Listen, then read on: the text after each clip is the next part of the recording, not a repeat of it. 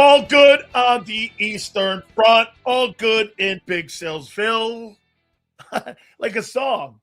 36 days and counting until the NFL draft. Dude, that's right around the corner. We are 4 weeks away to the National Football League's draft. Hey, by the way, it's almost 4 weeks till tomorrow to the NFL draft. Holy cow. Dude, this offseason is rolling. It is rolling. Hit the like button. Supers go to the top. Hey, let me say this to you too. Little note here on the World Baseball Classic. It's good stuff down in Miami. It's the first time I've seen anybody with energy for Major League Baseball in South Florida. The Marlins destroy any kind of love of baseball. So it was great to see in that building a place that Big Sil's built. And I tell you why Big Sil's built it. Because that was the site of the Orange Bowl. And that stupid stadium that they have there now erected on top of what used to be one of the greatest stadiums of all time, the Orange Bowl. Finally, I got some excitement out of that joint. Finally, I saw something that had a little energy. Venezuela wins 3-2. Bryce Harper hits a bomb in that thing. I thought they were going to roll back and win. By the way, did great ratings. Over 7 million saw the Team USA against the Dominican team. And the Venezuelans are now the king of the world. Who would have thought?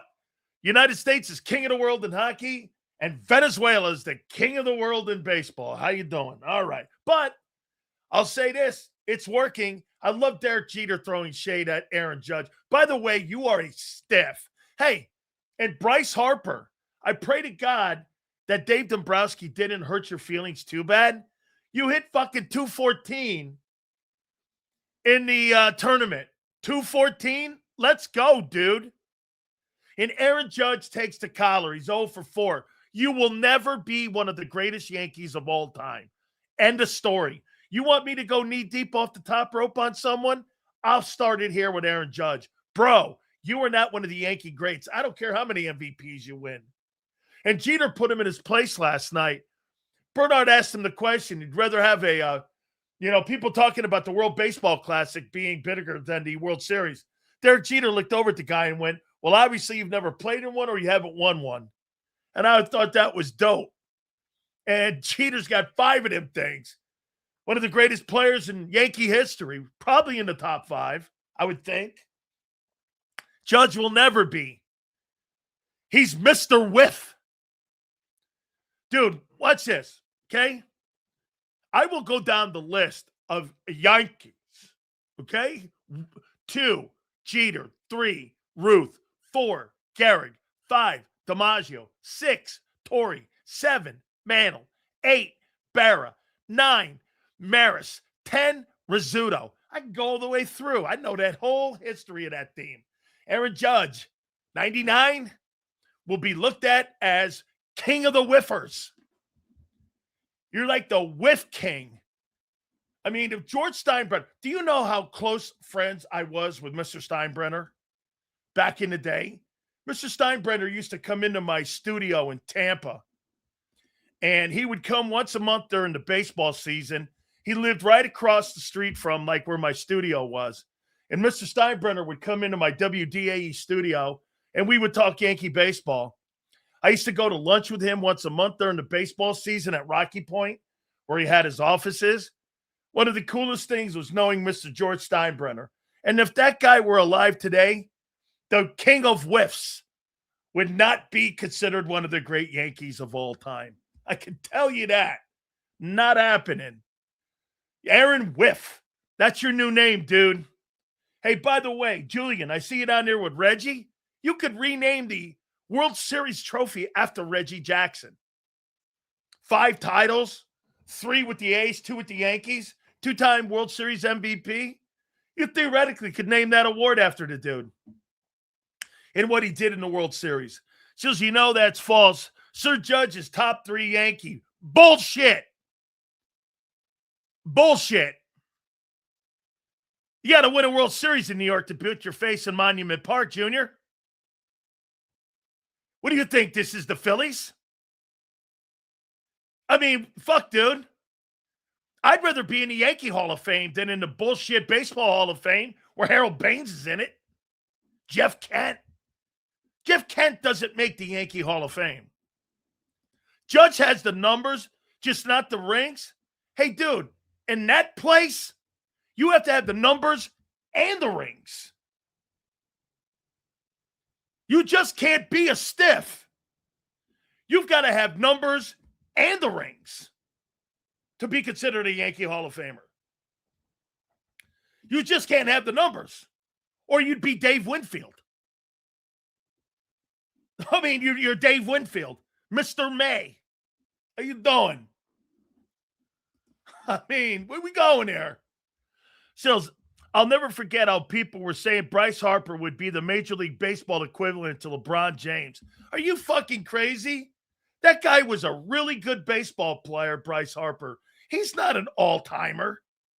You think that guy is better than Mike Schmidt or, let me see, give me another one. Ryan Howard? You think he's any one of those kind of guys? Give me a break. Clemente is one of the greatest of all time. Greatest right fielder of all time, and one of the greatest hitting outfielders of all time. Derek's all time? Absolutely not. Absolutely not. Ruth is 1. Garrick's 2. DiMaggio's 3. Mantl's 4. You might put him 5th. You might put Jeter 5. But Berra's got 10 World Series titles and arguably the greatest catcher of all time next to Bench. Chase Utley too, dude. I agree. Chase Utley's better than Bryce Harper. Okay? Bonds should be in the Hall of Fame. Well, here, know this, Gabe. You can't tell the story of baseball without mentioning the name Barry Bonds. You just can't. Howard was better. I agree. Howard's better than Bryce Harper. Dude, Bryce Harper is a fine baseball player. He's a fine ball player. To put him up, you think he's better than Dick Allen? Come on. Bryce Harper better than Dick Allen. By the way, there's only one piece of sports memorabilia. I actually have 2. I got Zander's puck right here for Martin Brodeur that has his name on it one day. And I've got my Dick Allen baseball that he signed for me. That's on my desk. It looks me right in the face. Dick Allen.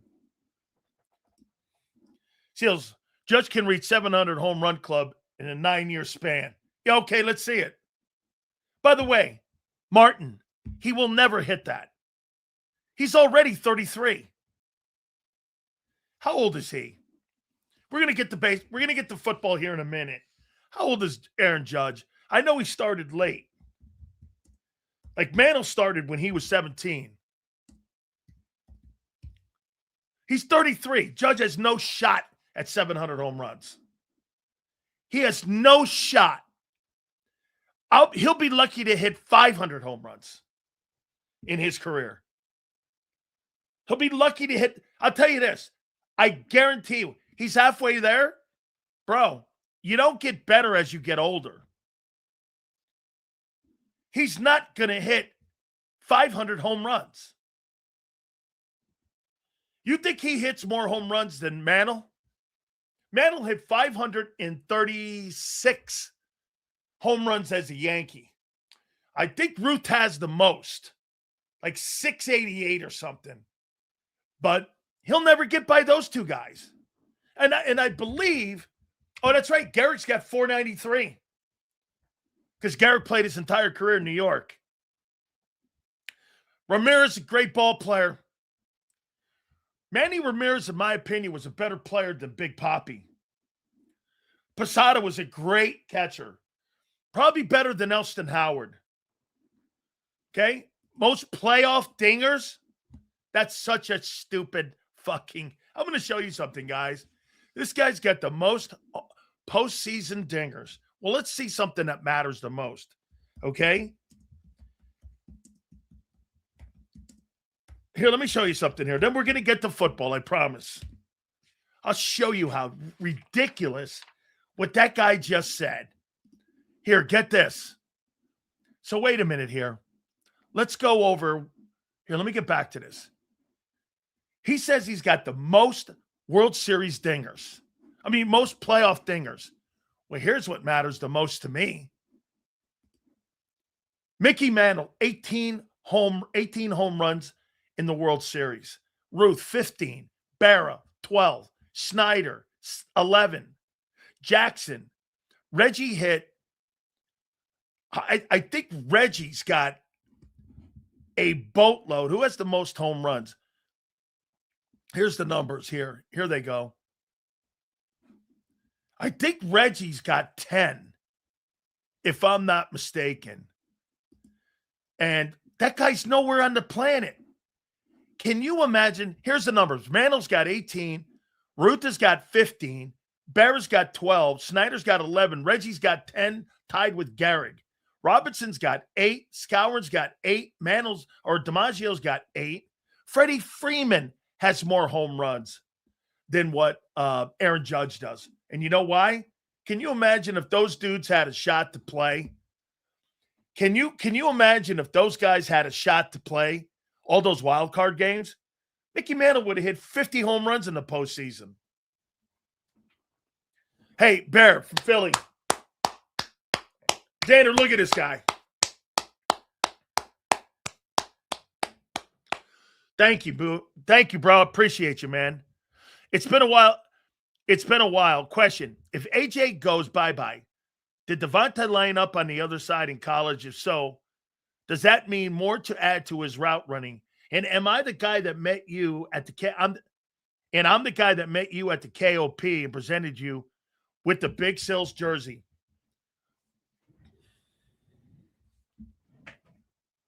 There's the Big Sills jersey. Look at that.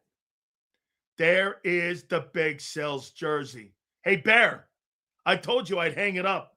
Remember I told you I would put it in my collection here? You're in between this. Hey, Bear, I put it with Leroy Selman, Andy Robustelli, Big Sills, and you. How you doing? Promises kept. Promises made. Promises kept. How you doing? Huh? Promised you I'd keep that, right? Hold on here, man. Let me move this bad puppy. Hold on here. There we go. I got to get this bad puppy moving right here. Big Sills kicks the table too much. Okay? Sports Network's been stealing the bye-bye AJ header. Of course. Let's make sure we got all the supers here. I want to make sure we got them all here. You guys are great. I want to make sure. Hey, super chats go to the top. We're going to get into the topics here in a minute. Be a lot of crying today. Oh, yeah, top 3. Judge has the numbers. Judge is a stiff. I'm hearing Eagles taking calls for AJ like a house auction, taking bids from Chiefs and Chargers. Hey, dude, they are. A lot of teams. Still, Judge has 7. Never happened. Read that one. Love Manny Ramirez. Yep. Thank you, Bear. Hey, Bear. Promises made, promises kept. Where are you, Bear? Hey, Bear. Did I not tell you? Got that bad puppy hanging right in there, bro. And we thank you. I love that jersey. By the way, I've worn it. Okay? Seals, your ad stopped you from answering Bear's question about Devontae. Okay? Answer the question. I thought I did. Let me go back. Let me go back here one more time here. Let me go back here. Here we go. Bear, thank you, bro. It's been a while, Big Sills. If AJ goes bye-bye, did Devontae line up on the other side in college? If so, does that mean more to add to his route running? And I'm the guy that gave you the KOP, the jersey at the KOP, presented you with the Big Sills jersey. I think that if they're going to go with this new offense, Bear, And I think if they're going to try to spread the football around more, I think that it does favor him being the one and not AJ being the one.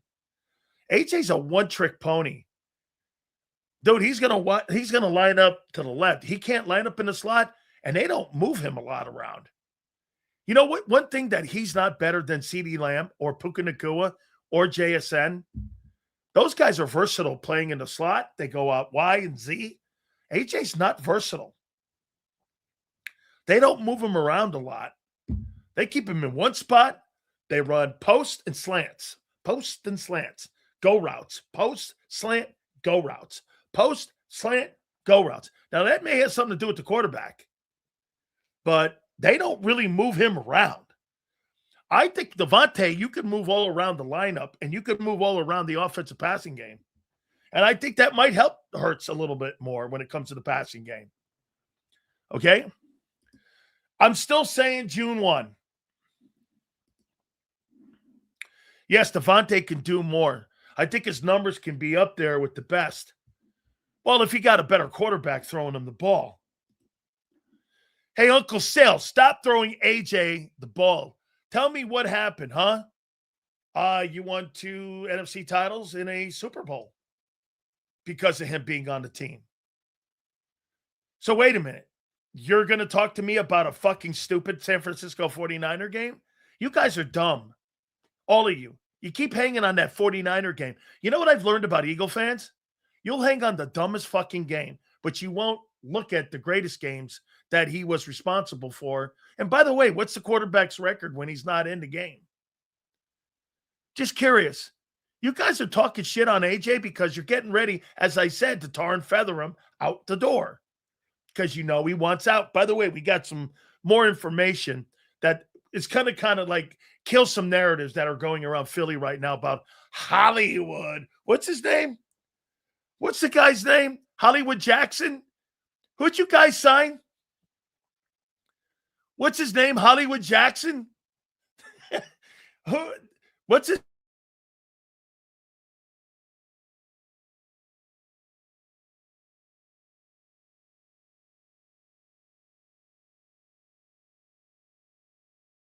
Jackson?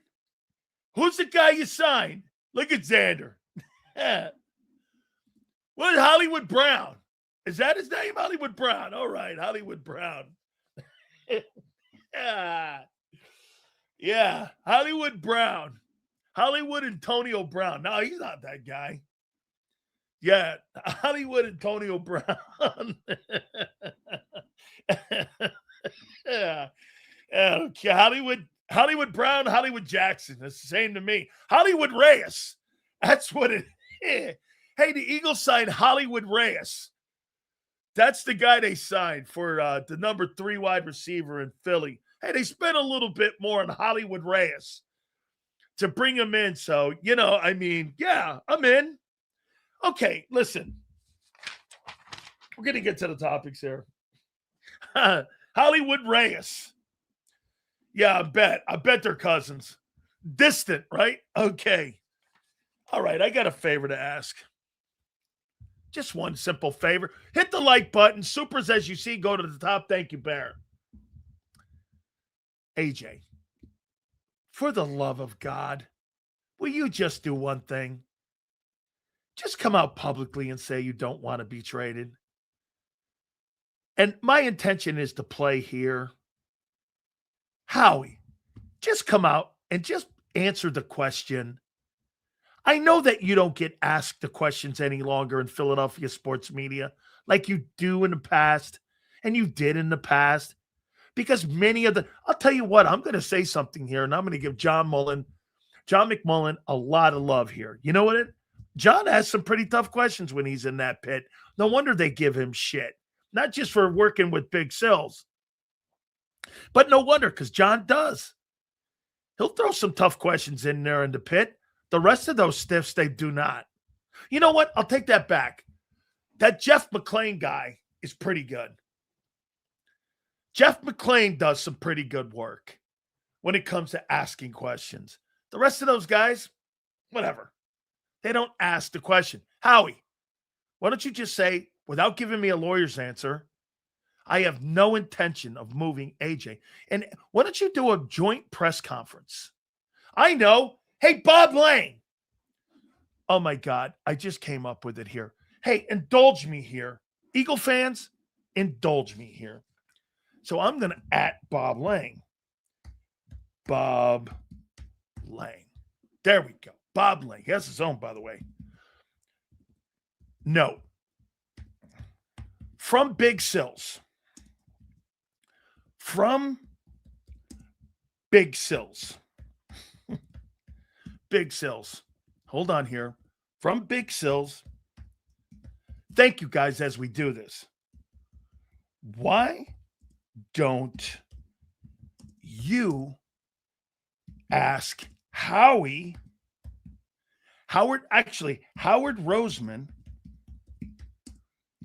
and AJ Brown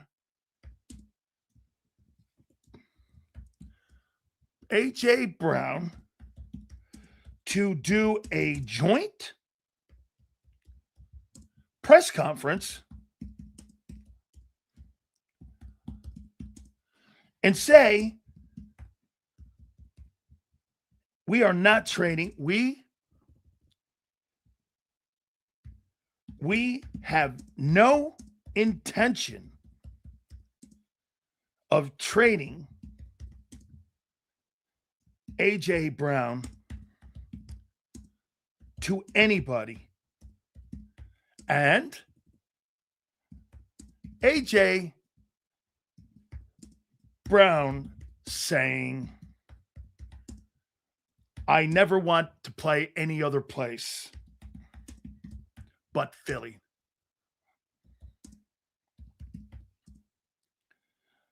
At any other place but Philly. Let's see here.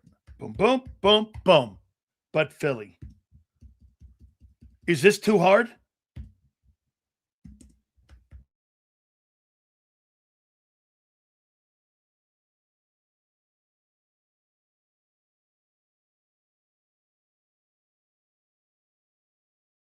Get this right. Bob Lang. No. From Big Cells. Why don't you ask Howard Roseman and AJ Brown to do a joint press conference and say, we have no intention of trading, put of in there, of trading AJ Brown to anybody. And AJ saying, I never want to play at any other place but Philly. Is this too much to ask for? Big Cells. Send. How you doing?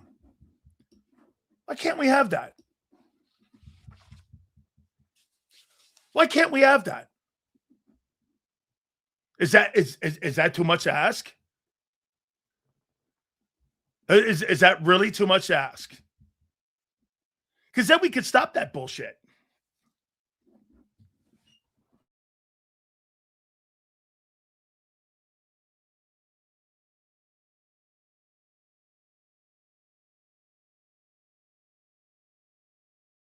You know what? Have some balls about yourself. Have some balls. Bob Lang, note from Big Sills. Why don't you ask Howard Roseman and AJ Brown to do a joint press conference and say, we have no intention of trading AJ Brown to anybody. And AJ Brown saying, I never want to play at any other place but Philly. Is this too much to ask? Big Sills. Is that too much to ask? What do you think? Is that too much? Is that too much to ask for? What do you think? Still started these rumors. Now he wants to be the resolution. This is peak comedy. I'm the one that, wait. Okay. Bob Lang? Really? Yeah. Have you ever seen Bob Lang? It's crazy because Sills used to talk mad shit about AJ, calling him AJ. He is AJ Owens. Are you under the impression that I don't think that he's a drama queen? Hold on here. It's crazy because Sills used to talk about AJ. Hold on. I never said he was a bad ball player. Did you ever hear me say that? And that now, talking shit on him, he wants to. I'm not defending him. I want this resolved. I want you to move him. Because it's never going to get better. What are you talking about, phony? Bro, I've never said he was a shitty player. I said he does act at times like A.J. Owens. That's not changed. Nothing you said here has changed. Nothing. I never said A.J. was a bad ball player. I said at one time I thought he was the best receiver in football. The fuck are you talking about? Fake news. Once again, I never said that. You just made that up. Do you understand? With the 23rd pick, Eagles select Kyle Krause, shit talker from North Carolina, representative from JAKIB Nation. How you doing? Yeah, you're one of my favorite people, Kyle. Kyle, you're my statistician. You're my dude. Okay? Twiz, you're the king of fucking stupid. I'd like to use another word, but the Ayatollah, or he used to, has a YouTube channel, but you can't use the RE word when it comes to how I really want to call you. But hey, we've got rules here even on YouTube, I suppose. Yes, Sills is on one today. Love it. How you doing? Because we're calling out people here. Hey, AJ, why don't you guys just hold the press conference and come out and go like this? I don't want to go anywhere. I don't want to go anywhere. What the fuck, man? End this bullshit. End it. Stop it. Get everybody on the same freaking page. Oh, wait. You don't have a coach with a backbone because that's the coach's responsibility, isn't it? Hey, sit down and shut up. You ain't going to hear that from old Nicholas Sirianni. Oh, Nicholas. Oh, St. Nick. That's what I'll start calling him now. Oh, St. Nick. Oh, St. Nick Sirianni. Yeah. Oh, Nick Sirianni. Nicholas Sirianni. How you doing? Yeah. You know what? I happen to agree. Do you know what Nick Sirianni, you know who he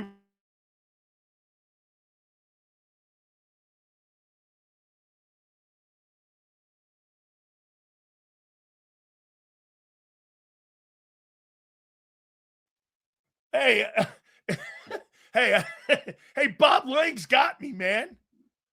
I'm on a heater today, and Bob Lang's messing with my show. Give me a break. Nicholas Snakiani. Oh, I can't go. I don't think he's a snake.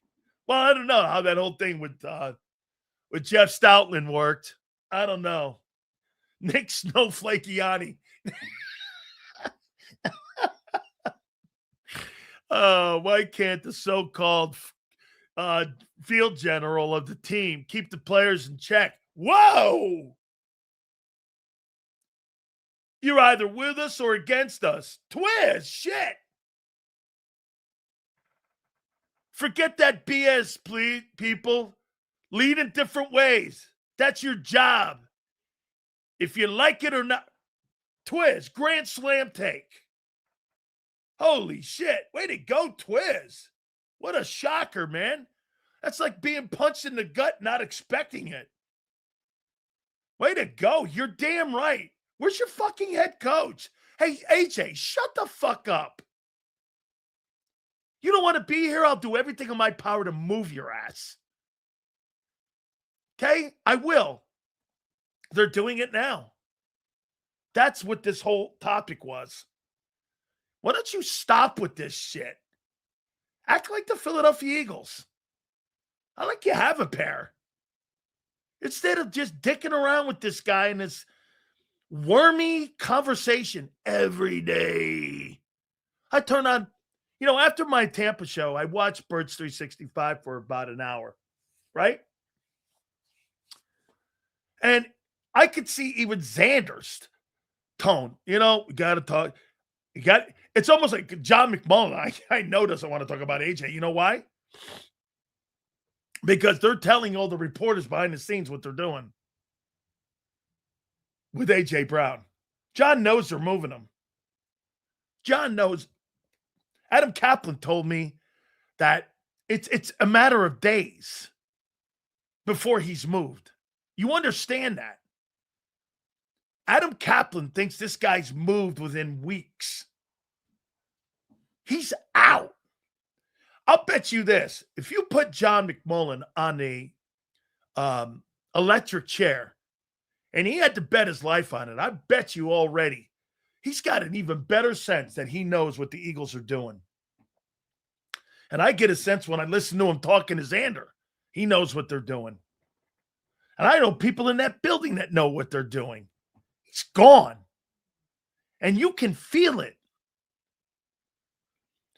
I mean, you can feel it. By the way, the head football coach doesn't say shit, and nor does the quarterback.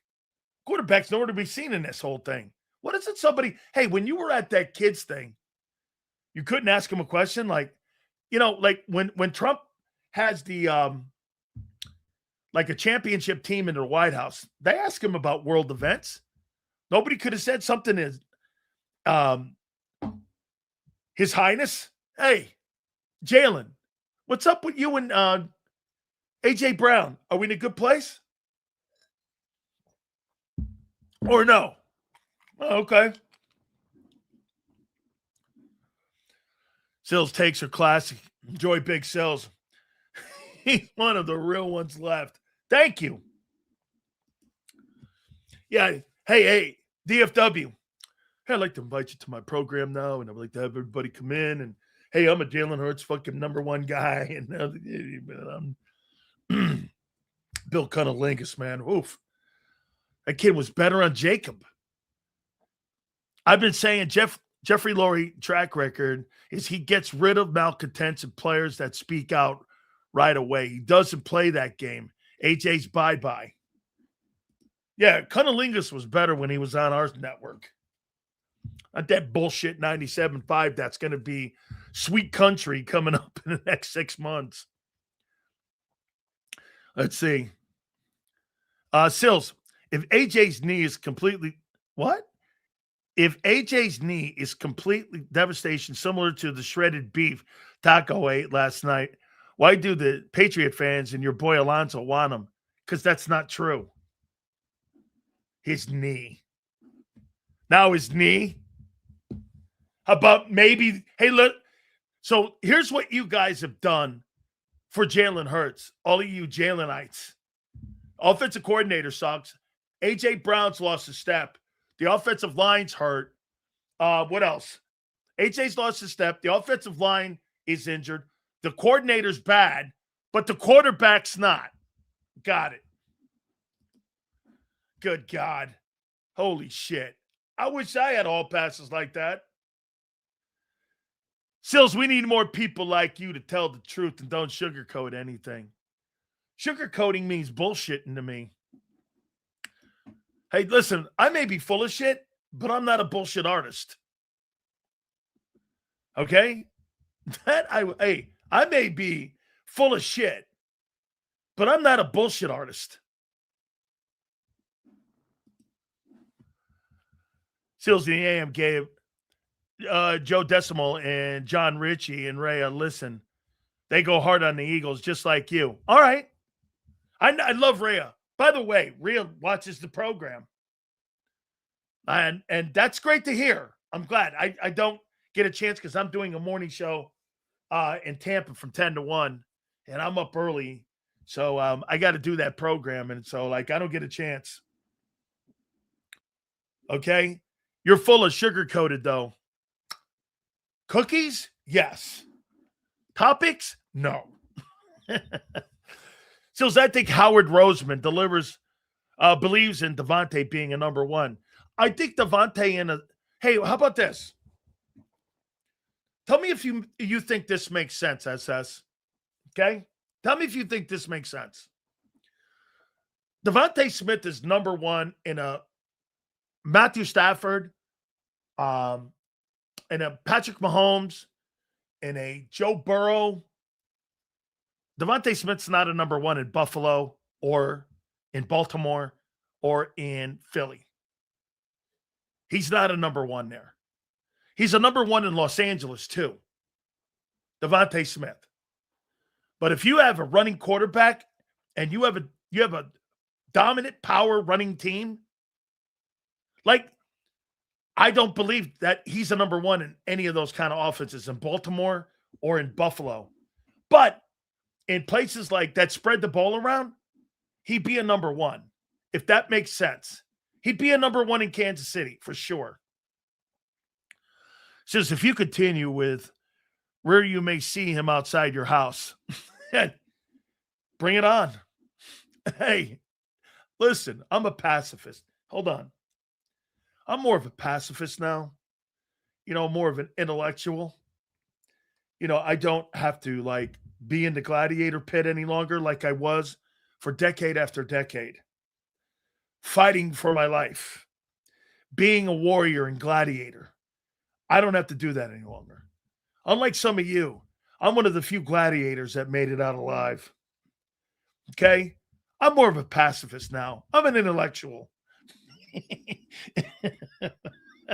Oh, my God. Now, see, that's full of shit. So, all right. All right. Yeah. It makes perfect sense. Maybe that's why Howard Roseman believes AJ's a luxury to trade away and Devontae can get it done. Absolutely. And are you not entertained?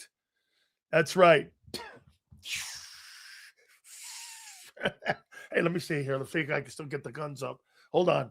You're going to have 20-inch pythons. How you doing? They still look good, don't they? Look at that, man. Holy shit.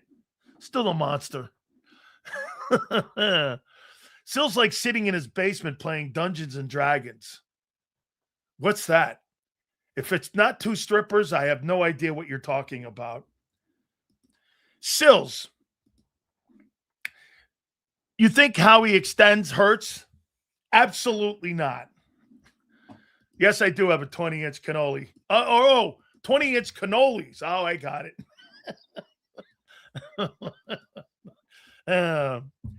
Sills, the passing game will never improve under Nick. You mean Jalen. He's too impatient to let them make mistakes and correct the mistakes. He panics and he stops trying. Because, yeah, they revert back to the run game. Okay?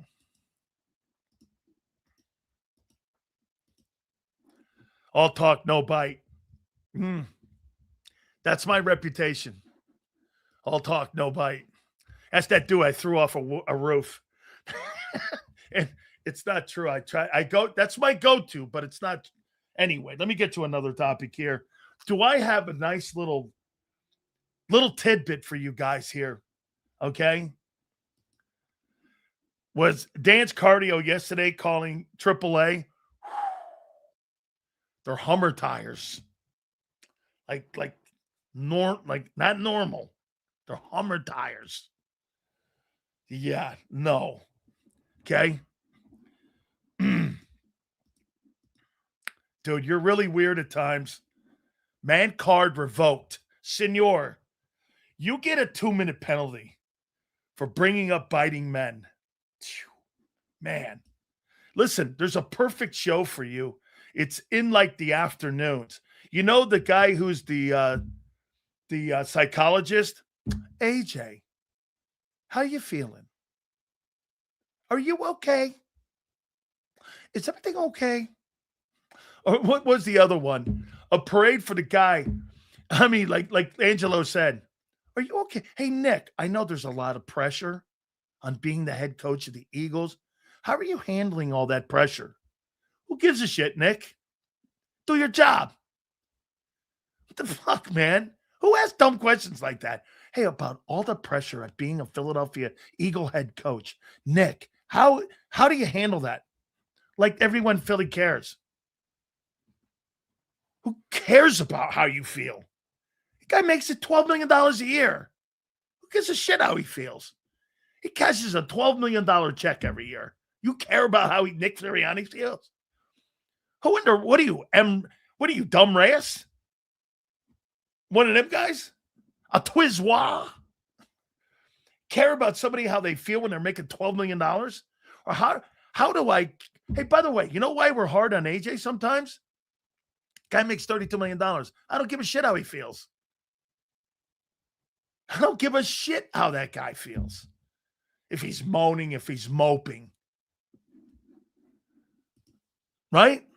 I meant Emrias. They are humans also, Sills. I don't care. I don't give a shit. I don't care. Call me the insensitive bastard. Sure. I don't care how he feels. That's right. Man up. Man the frick up, dude. Right. Those questions. How you feeling, man? AJ, I know it's really task. The guy makes $32 million. Zander pointed out all of his yards and all of his touchdowns. We're in this conversation every day. I'm sick of it. Nick, Howard, AJ, end it. This is a nauseating conversation. You know what? Now you've got me going, it's nauseating. Senor and M. Reyes hang out at the Blue Oyster Bar. Boy, I'm just going to assume that that's a little light in the loafers kind of bar there in Philly. I didn't know they had them places, but hey, all good.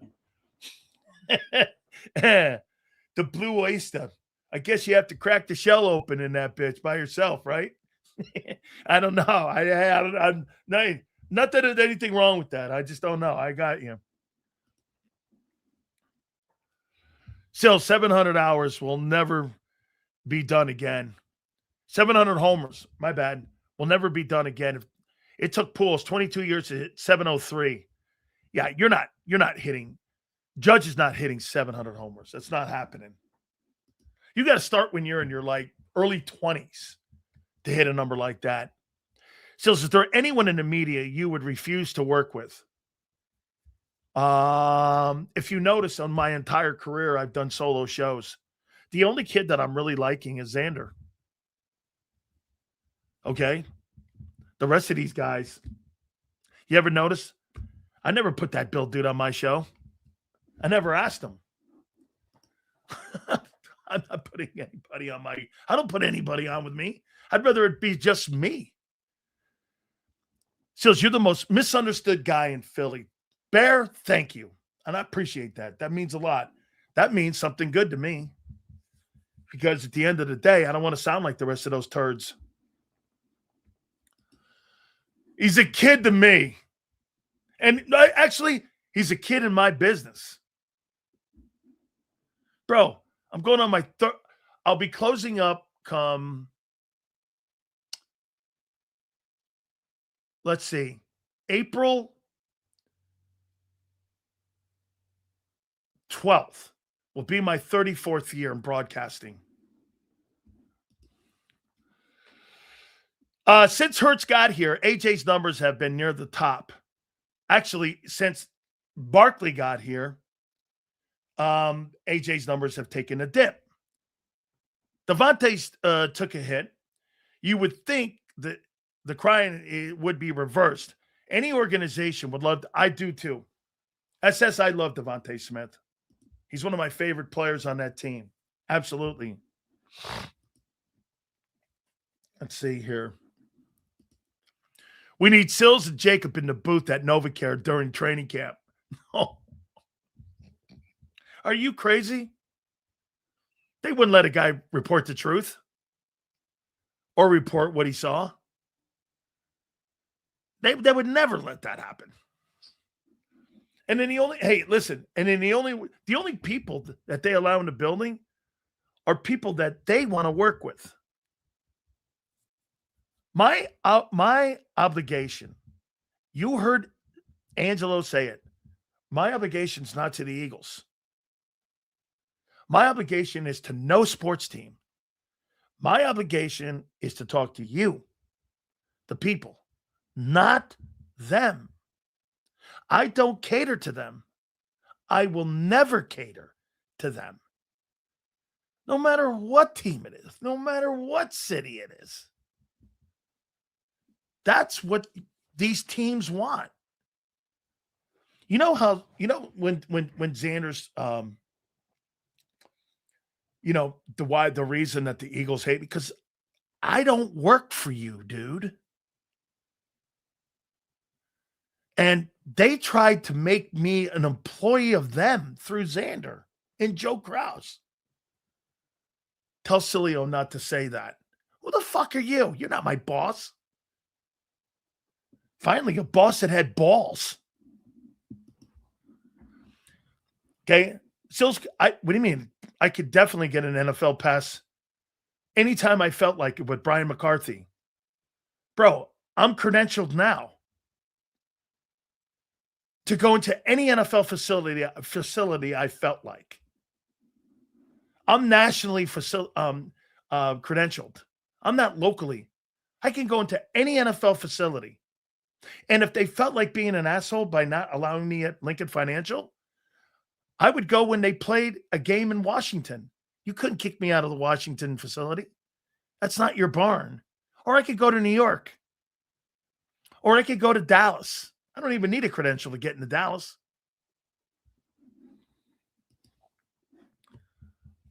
Only shows I listen to for Eagles info, ITB, JAKIB, and sometimes Zangaro's show.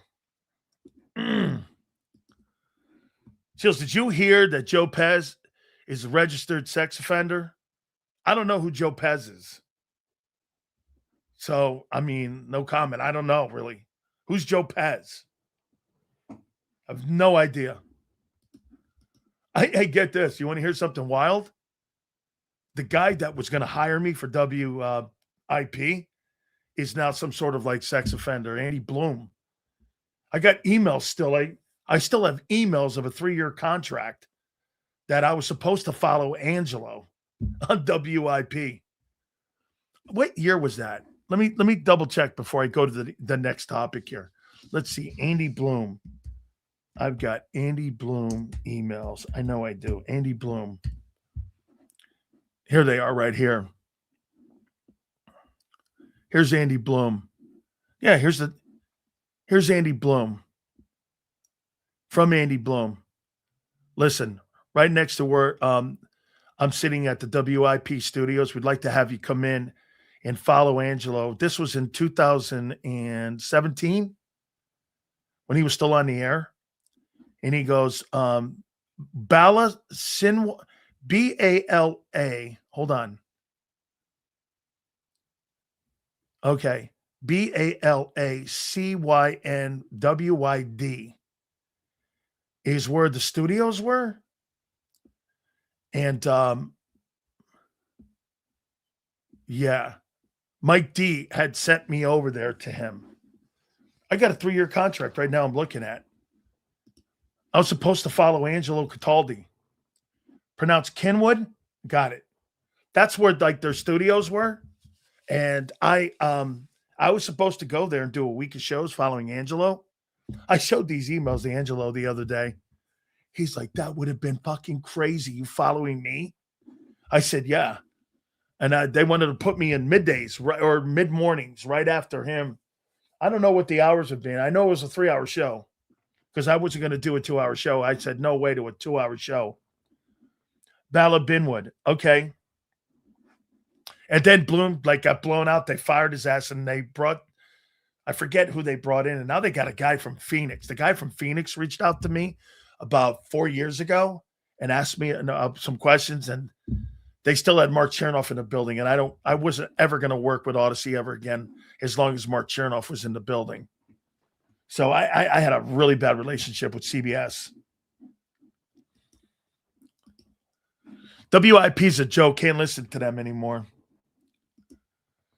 Zander doesn't sugarcoat how it should be. Correct. Well, he's coming up and he's been influenced by me and John and other people, and his style is being formed through that way, plus his own personality. The closer he is to him, the better he'll be. The closer he is to someone else, the further away he'll be to you. That's sports broadcasting. The more you're you, the closer you and I will be. The more you're someone else, the further away you'll be from them. It's about delivery, but it's about that too. You want to know glazed donuts? Nicky Sirianni and Jalen Hurts. There's glazed donuts. Okay? Don't get your panties in a bind, kid. Glazed donuts. I got a little insight for you here. So let me show you something here. So what was that bullshit that Zander was talking? Okay?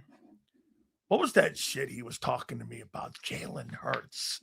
I wanted to get with a quarterback that, I wanted to play with a quarterback. Wait a second. Wait till you find out. Wait till you find out what I was told about the Ravens. I got to get this guy's name right because I had a guy who's on that new coaching staff. Hold on here. Let me get here. Okay. All right. So, yeah, there he is. Let me see if I could say this guy's name. Okay, can I let me hold on for a second. Let me think if I can say it. I'm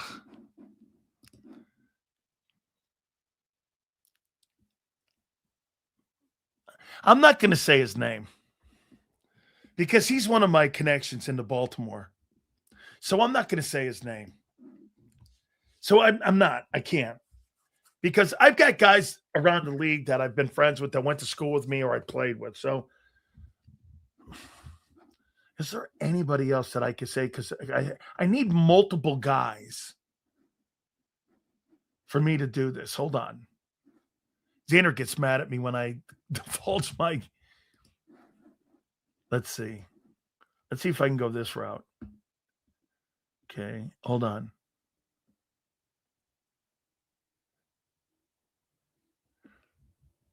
Okay. Hold on. All right. So I was talking to a dude in the Ravens, and I had a nice conversation with Joe Lombardi of the Ravens last night, congratulating him on being part of the new Ravens coaching staff with Jesse Minter. And I had a great conversation with him. And I was like, hey, man, I heard Hollywood Brown was in the negotiations to be part of the Ravens. He goes, yeah, we thought it was very close. The coaches wanted to have Hollywood Brown and reunite him back in Baltimore. And they were putting a deal together to have him part of the Baltimore Ravens. And I tweeted it out. When Lamar Jackson heard that Hollywood Brown was about to get signed, he didn't endorse that when they asked him. It's like, I like the guys we have. Lamar Jackson. Now, I'm not telling you they made their decision based on that. I'm just telling you that Lamar Jackson, I tweeted it out, was not a big endorsement of Hollywood Brown going back to the Ravens. And that's how he landed in Philly. I tweeted it out. And I added Lamar. And I heard it from Joe Lombardi.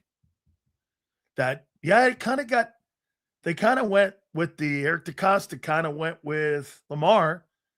And they really didn't make a stronger push to try to get him. So I'm just saying, I really wanted to play with a quarterback like Jalen Hurts. And I'm like, Get the fuck out of here. You were going to Baltimore if Lamar okayed it. And since he didn't okay it, all right. Hey, man, I don't, who's so full of shit? You know what? I didn't know they had the beef. I don't know what the beef was. I just think he may have been, get this, he may have been like, he may have been supporting the guys he has in the building. So, instead of bringing a guy in to upset chemistry, it could have been as easy as that. But when Lamar Jackson was asked the question, and I'm with some of you, I don't know if I give a shit that much. It's the third wide receiver in the building. So I really don't. We're not talking about A.J. Brown, Devontae Smith, or Jamar Chase, or like Devontae Adams or anything. But I thought it was interesting that, right? Yeah. Hey, but bro, I thought A.J. Brown and Jalen used to be best friends. And I happen to think that's a little bit too. Brand new coaching staff. Just like Sammy Watkins said, Aaron Rodgers was the best quarterback he's ever seen. And we never heard from him during the entire season. Dude, I'm not like, I don't think it's a big deal. I just think it's kind of funny since Hollywood Jackson was out there trying to tell me that Hurts is this great guy. And I'm like, fucking, what are you, crazy guy? You think Lamar still okay stuff over there? Yeah, I do. Yeah, but again, I'm not saying that was his call whether or not to bring him in. He just didn't endorse it. He said Lamar couldn't get him the deep ball, even though Lamar's done more in the passing game than Hurts has ever done in his career. Ever in his career. Ever. He can't get him the deep ball. Okay. Based on what? Hollywood Brown is dumb. Everybody watched Jalen Hurts look bad with A.J. Brown and Smitty. But somehow he thinks he's going to be different with him. Big Sills, do you think the Ravens will make the AFC Championship game? I think this is their last year of anything. Dude, and you lose Tyler Linderbaum? Man, make that make sense. What the fuck was he supposed to say? Eagles were my second team? No, they have to lie. It's not a big deal. Move on. No. I'm just bringing something up. Hey, dude, I got the content. You sit back there and you just keep fanning away. Lamar isn't that accurate. He has good. So let me see this here. Jason says that Lamar Jackson isn't very accurate. So let me take a look at that and see if he's accurate with that accurate comment about Lamar Jackson. Are you under the impression you think Jalen Hurts is more accurate than Lamar Jackson? That would be falsehood. If you think that, you'd be false, bro. That he's more accurate. He's not. Hey, Jason, you think he's more accurate?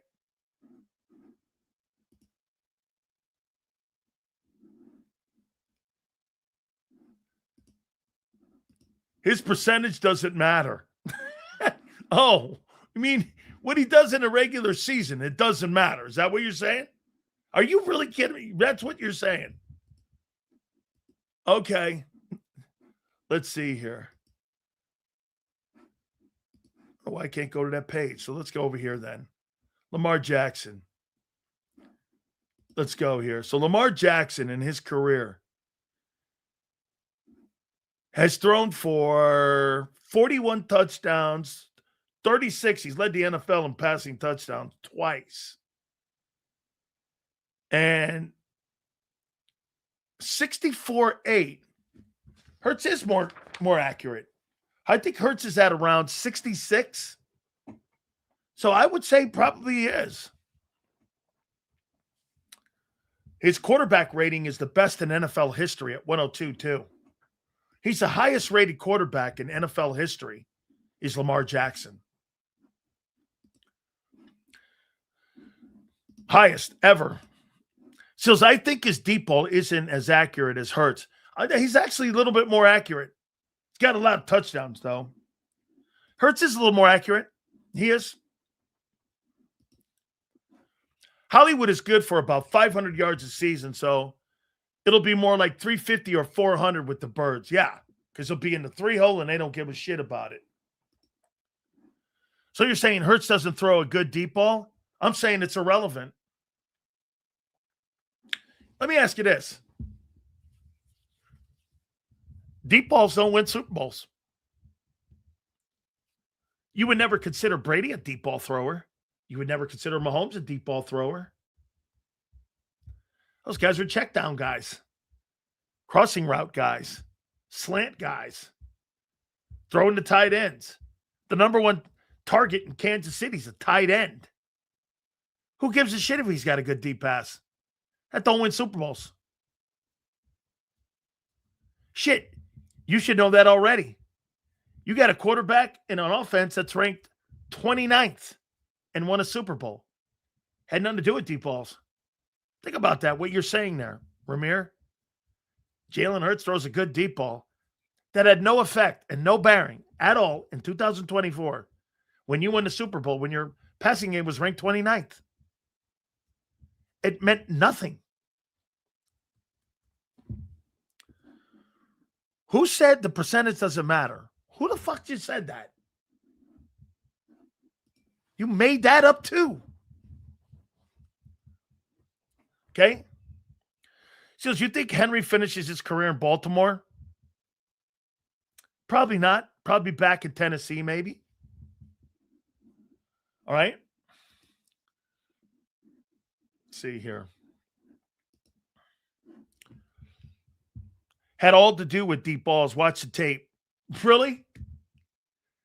If Jalen Hurts is such a great deep ball passer, why does his numbers always suck? And why does your passing offense always blow? Deep ball passer. Because you throw a deep ball doesn't mean you're a great offense throwing the deep ball. How many deep... Here, look at this. Let's see last year's passing chart and how good a deep ball passer Jalen Hurts was last year. Jalen Hurts is 2025 passing chart.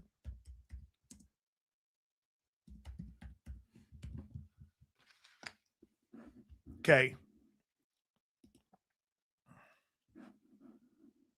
Let's see here. Here's the next gen stuff. Hurts threw how many deep passes? Oh, that's one game. Hold on here. Hey, Kyle. Let's see here. The majority, 70% of the passes were 10 yards or under in 2025. Deep ball passing offense. You fucking drunk. Sills hates the Super Bowl MVP. I don't hate anybody. Can't say anything good about him. He's a great leader. I think he's got a great resume. Let me make you feel better about yourself, kid. Okay? Always negative. Like I said, okay, I like this kind of comments. Sills hates the Super Bowl MVP.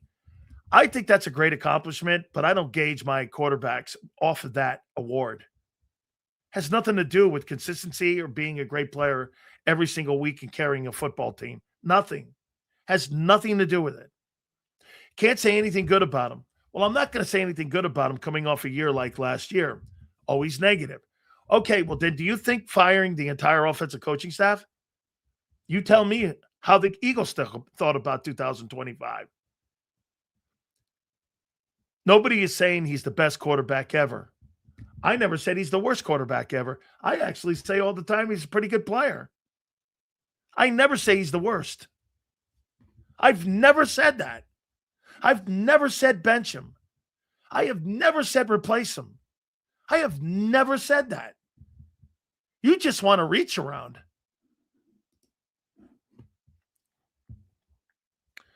Dan, but that wasn't the topic. The topic was Hollywood didn't want to play with Lamar because he can't throw the deep ball. Yeah, well, Lamar didn't want to play with him at all.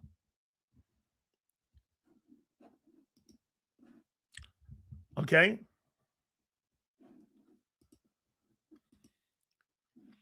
Just as mad he never had a successful career. No, I'm excited and thrilled to death that I had a career in pro football. How about you? One of your dumb commentators said that. I just repeated it and laughed. Got you. Never said you did. Just because your wide receiver catches the ball doesn't mean you were accurate. Just if Howard Roseman moves on Hurts, would you make a move for Burrow? You bet your ass I would. But then again, we're starting to get to that area of Joe Burrow's career where even I'm starting to do this. Hey, can Paper Mache Joe stay healthy? Okay? Can Paper Mache stay healthy? Joe Paper Mache Burrow. Dude, availability. Just like with Dallas Goedert and just like with Nakobe Dean. This guy's got kryptonite when it comes to health. I don't see 1210 AM staying conservative talk any longer. The audience is not as strong as the other markets that have stronger and loyal listeners to talk stations. That's just because they got sorry-ass guys on that station. Right now, you're telling me Trump is not compelling talk, good or bad? If I was in news talk, you're telling me you can't make Donald Trump get you ratings. Do you not see what the television networks are doing? Ratings-wise, see what Fox is doing? You just don't know what you're doing. Seals, do you think you can get one of the Steelers from the Dynasty run? I've had Rocky Blyer on. They had, especially if it's Joe Green, the guy who changed the franchise. I'm actually friends with Joe Green.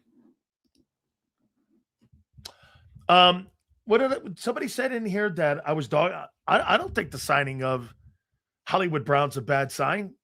I don't think it's an anything sign. Now, if that guy turns out to be your number 2, then you got a problem. Hollywood going to go for he's not going for 700 yards.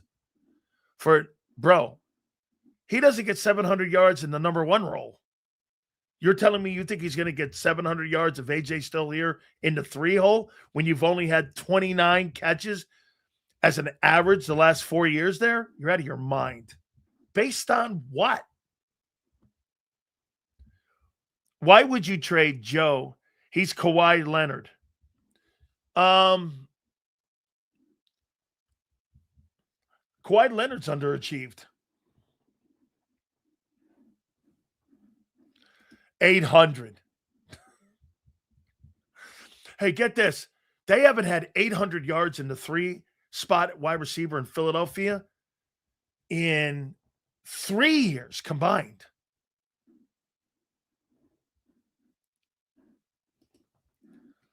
I haven't listened to more than 20 minutes of IP since Angelo was off there. Used to be pretty much listening to every morning. Hey, I'm glad to see, though, to hear that Richie and them guys go in on it. Glad to hear that. That gives me hope. Still think scheme doesn't matter. Scheme doesn't matter? Ask Vic Fangio that. Vic Fangio tells you can have all the fucking schemes you want. If you don't have the players, and how many times did Dave Wannstedt come on this program and say, Vic Fangio's scheme's not going to fail, the players will. Players make schemes fail. Okay? You can have all the fucking schemes you want, dude. If you don't have good players, the Jimmys and Joes, your scheme's dog shit. If I get this, according to that guy, I could put a Vic Fangio scheme and I could get the practice squad guys and have the same output as the 2024 players because, in his opinion, it's scheme. Sills, not long ago, Moore had a problem with Hurts not getting the ball out quick. Correct. I would think Mannion will have the same issue with him. That's right. But I'll say this, DFW. If they go up rhythm with this new offense, I think Hurts is pretty good in up tempo. I absolutely do. Sills, what are you hoping Mannion does with Jalen this year in the offense? Up tempo. Under center. Up tempo, under center, up tempo. And I'd like to see if they can maybe get a screen game. How about this one, my friend? Just add a screen game. That might help. Hey, Martin, do you know why every single year I say that Jalen Hurts will never throw for 30 touchdowns and 4,000 yards? It's because they don't have an intermediate short game. Like a screen game. They don't go to the tight end enough. If they just did those two things more, he'd throw for 4,300 yards every year. But they don't do that. They don't throw middle screens. They don't do any of that. They don't throw to the flat. It's clearly not what the quarterback does. And if they did any of that, he'd throw for 4,300 yards every year. Every year he would. It would loosen up, too, the passing game more. Okay? And throwing over the middle. Throwing over the middle more in a screen game. He'd throw for 4,300 yards. I'm convinced of that. But because he does it, he'll never.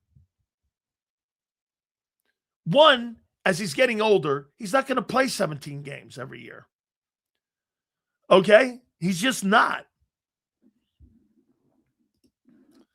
Sills, all their screenplays get blown up, though. Yeah, because he's not good at play action. He's just not.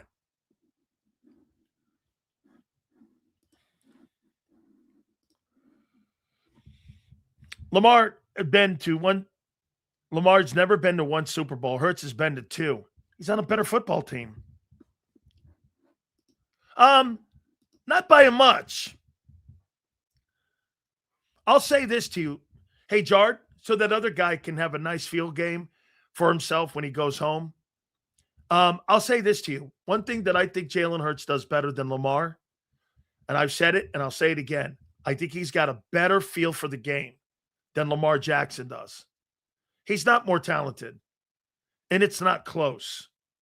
He has no skill that's anywhere near Lamar Jackson. Lamar's a better passer. Lamar's a better runner. Documented. But he sees the game better. I think he's got more patience with the game. I think he knows when to run better than when Lamar knows when to run. So I would put that into the conversation that Jalen Hurts has a better feel for the game. And I would say the decision-making that Jason just said would also play a factor. Okay? And I didn't say you said that. I made the comment that he's more talented. But I just think that Jalen's a better decision. And that's a fair comment. And I agree, Jason. I think he's a better decision maker. Look, Tom Brady is not a better talent than Aaron Rodgers. Brady's a better decision maker.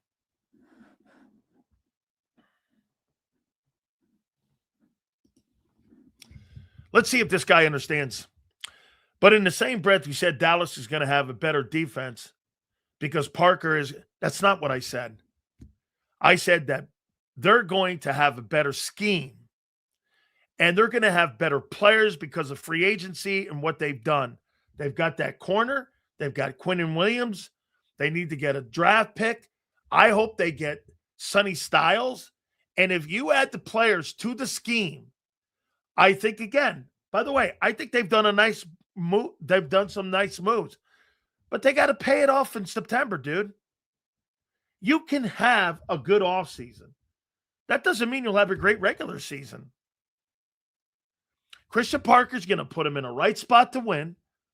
They've got to get the right players in that scheme, and I think they are, but we got to find out in September.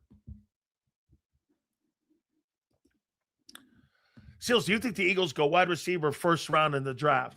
I think it's got a lot to do what they do with AJ.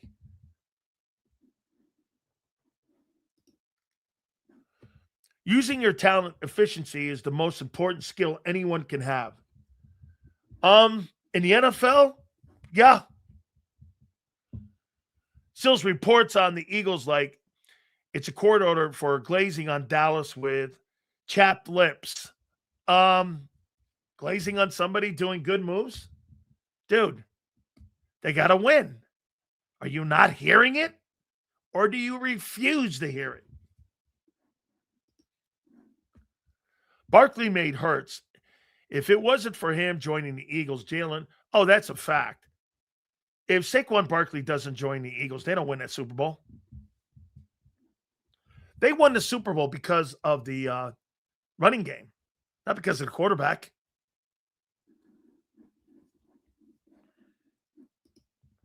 That's a fact. That dominant football team was because of the running back, not the quarterback in 24. The quarterback had nothing to do with that season getting to that game. Jalen, what he did was he played great in that game. But that season was the season of Barkley, not the season of Hurts. I mean, that's not an epiphany here. When you evaluate those prospects coming out in the draft, you look at the team accomplishments or actually watch the position. Stop when he's been to two bowls. Getting the 2 bowls means dick to me on evaluating a talent. You don't get paid on going to the Super Bowl, dude. You'll never learn that. When I watch a player, I look at a player for his accomplishments and his skill set, not because of the fucking team. Because the guy's on a good football team, that's like saying John Dotson's a good talent. I mean, what are you talking about? How good is the player? How good a route runner is he? How good a tackler is he? Well, Sills, was on a 5-11 team. I don't give a fuck about that. Okay, that's right. Twiz, I got you. I understand what you're saying. You're right. You're agreeing. Dude, Twiz, but I do want to say, look, getting the 2 Super Bowls, winning one, that's super great. But that doesn't mean you're a better player than the other guy. Yet, you know what? Here's the biggest problem that fans have. They feel if you get paid the most and you've been to like more playoff games than the next guy, that player is more talented than him. It's furthest from the truth. Seals, have you seen Skip Bayless saying how underwhelming the Cowboys offseason has been? He still has Eagles over the Cowboys this year. Skip Bayless is right now. He is so irrelevant. I've not heard anything from him. Of course he's going to dog out the Cowboys. You know why? Dogging the Cowboys?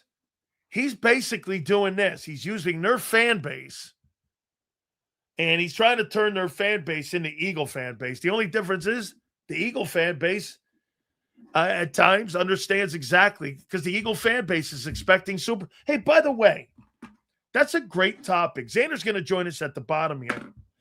You think this Super Bowl, you think this team is a Super Bowl contender this year? I wrote this down here.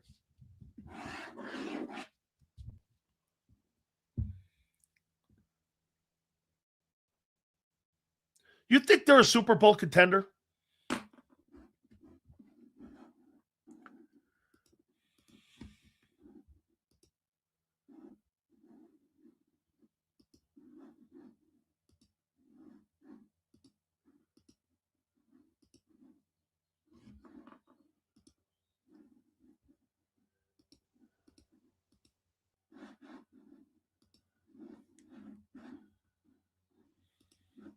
Roster-wise,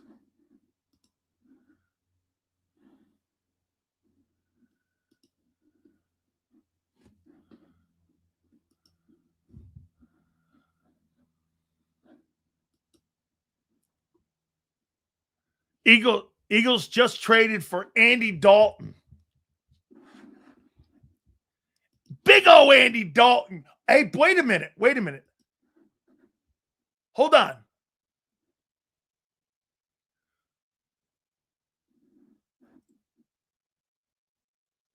I fucking love this trade.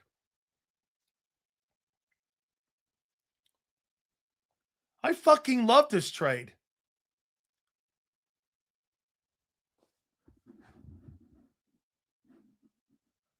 I fucking love this trade. Hold on. Let me get my shit here.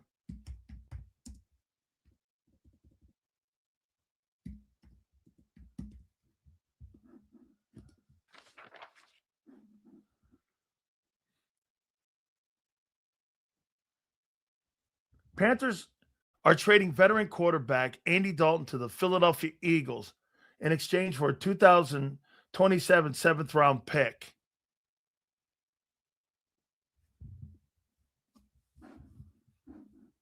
A veteran quarterback behind Jalen Hurts.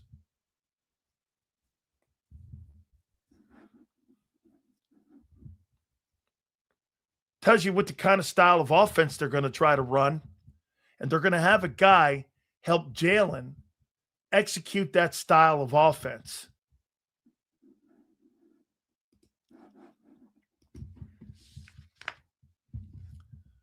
Let me see Andy Dalton's numbers here. I like the trade. I like a veteran. He's never really had a guy behind him.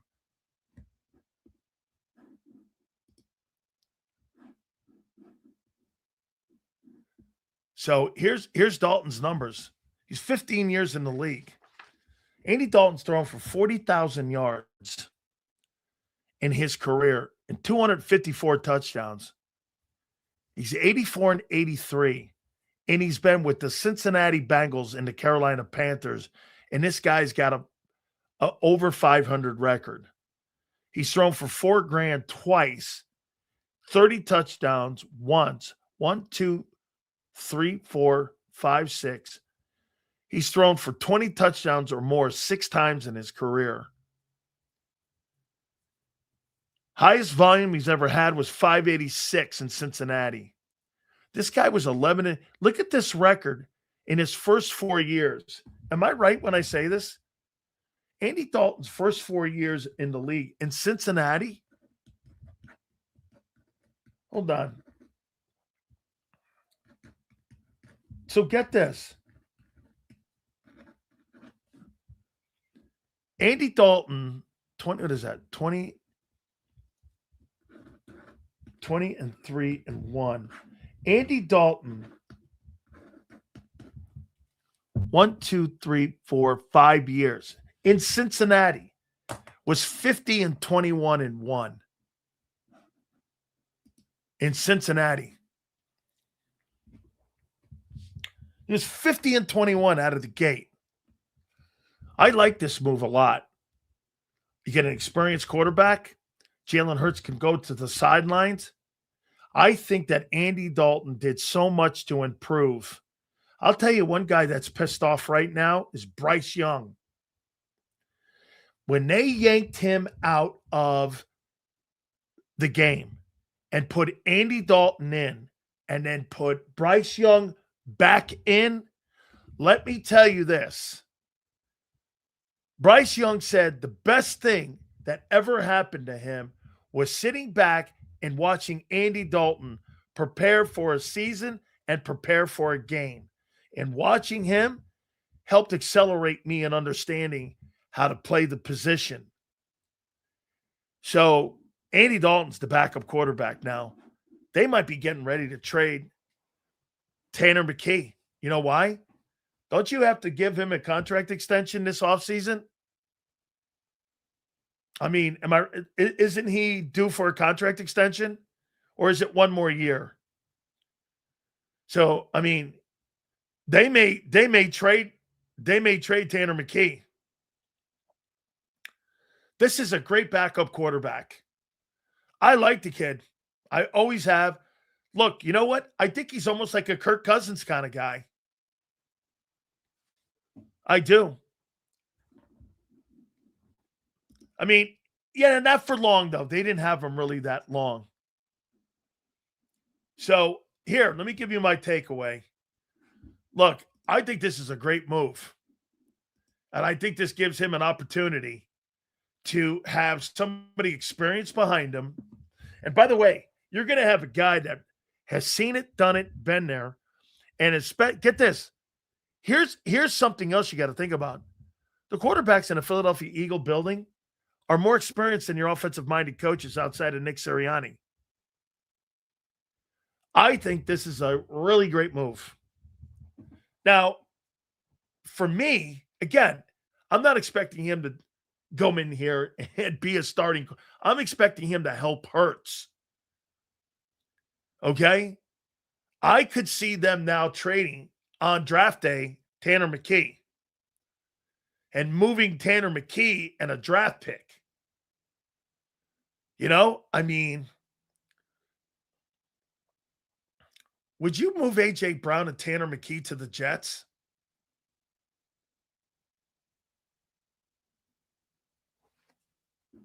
Where Frank Reich is? Would you move A.J. Brown and Tanner McKee to the Jets? You would get top picks, and there's Frank's quarterback, and there's Frank's receiver. And you get high draft picks. And you get a backup quarterback. I mean, well, for what? Where are the Eagles? Where are the Jets picking in the draft? Are they not picking number 2?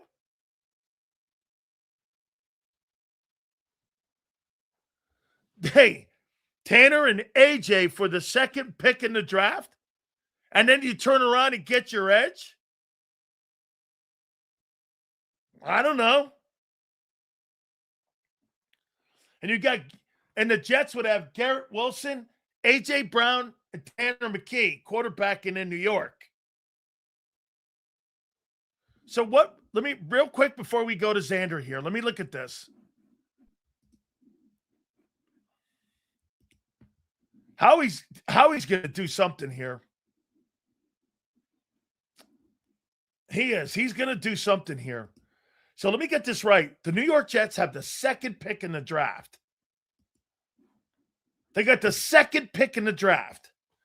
AJ, Tanner McKee to New York for the second overall pick. How you doing? Or I would do this. Would you even take a 2 and a 3? Because you got to remember something. If you get the second round pick, what's the second round pick for the Jets? What number is that? He can move back into the first round. Am I right? So what's the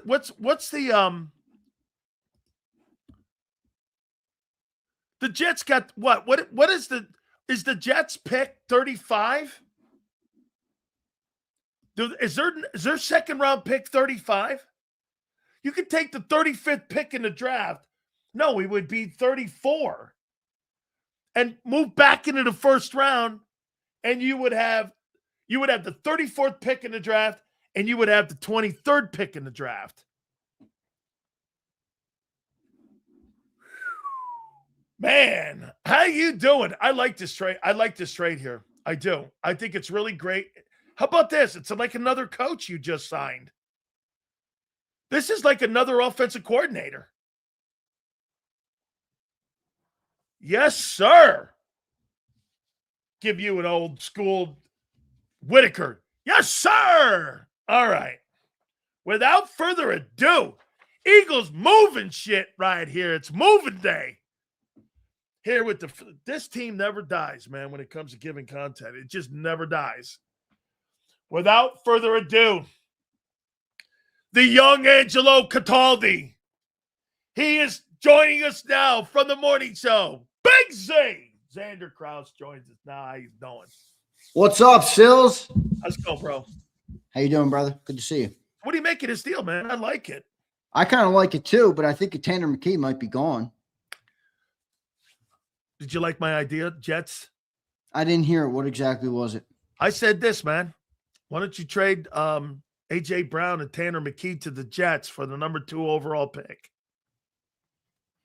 Well, is that going to be enough? The number 2 overall pick? For AJ and Tanner? Yeah. I'm saying we need to give more than that, right? Dude, that number 2, getting a second pick in the draft? Yeah, Sills, I'm saying we would need to include more. Oh, you think?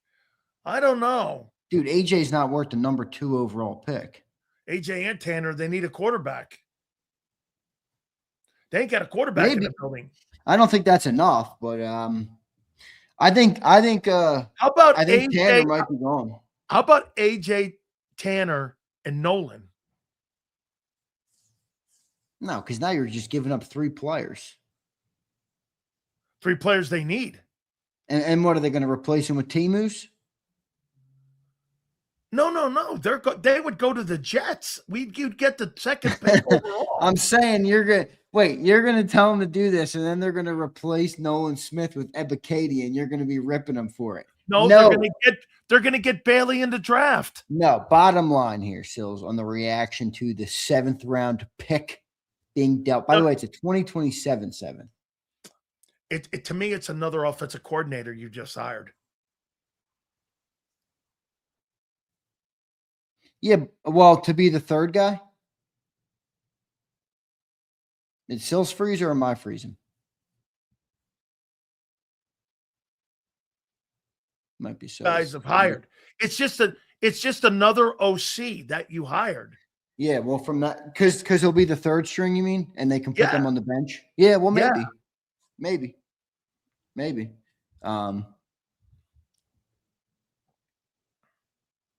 Yeah, I don't mind it. I think you're going to get a lot worse if Tanner's gets traded though at quarterback too. Hey, dude, I mean, for all the fun commentary we've had on Tanner McKee, I do think he's a pretty solid number 2 quarterback.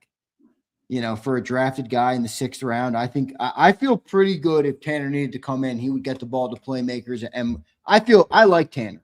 And I'm not saying that to try and be to stir the pot. I think Tanner's a pretty good backup quarterback. So you're going to have who? You're going to have Dalton?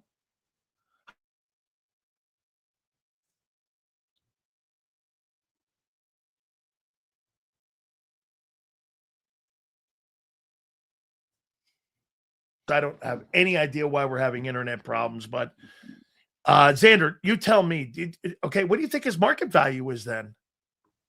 Tanner McKee's. Maybe a 3.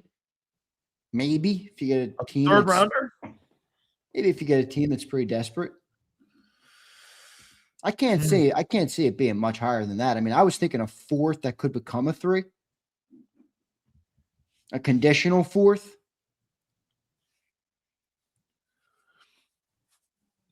You think they're moving Tanner now? I do.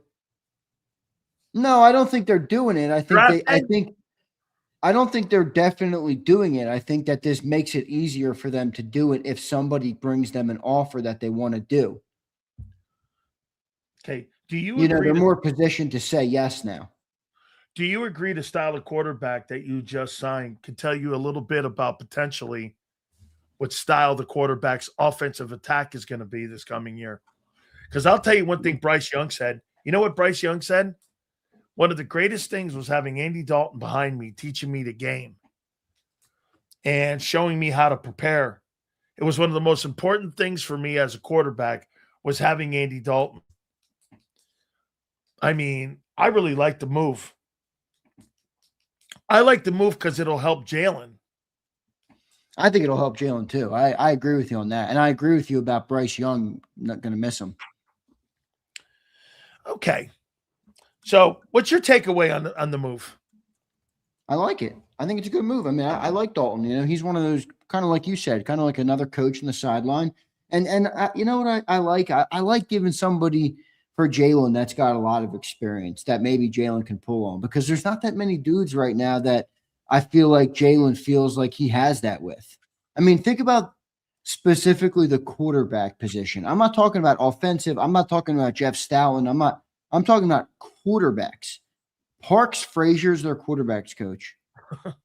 Sean Mannion is the offensive coordinator, who is a former quarterback, obviously has a lot of experience, but wasn't a high-level quarterback.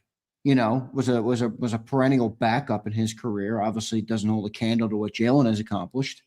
So I like the idea of a player that has a lot of game experience, has seen more than Jalen Hurts. Even if he's not better, he's seen more. He's been in more action. He's been around the game longer. He's seen more defenses. He's seen more different things. I like it for that reason. Tanner didn't give that to Jalen. Gardner Minshew didn't give that to Jalen. I guess you could say maybe Marcus Mariota brought that a little bit. Joe Flacco was here for a little bit. He brought that. I like it for that reason. The New York Jets have $50 million in cap space, too. Keep that in mind as we move forward. If they wanted to make a move? If they wanted to make a move for a guy like A.J. Brown, they got $50 million in cap space, and they'll probably clear more of that up. All right, Z. So, by the way, Andy Dalton, his first 5 years, you want to hear something in Cincinnati? He was 50-21 in Cincinnati. Yeah, that's pretty amazing. Right? Okay, with Mike Brown. All right, Z. I got a favor to ask you, man. Are you ready, man? This is a favor to ask. Good. It's a big Sills favor. You never, ever, ever deny Big Sills. So I got a favor to ask you, my boy here.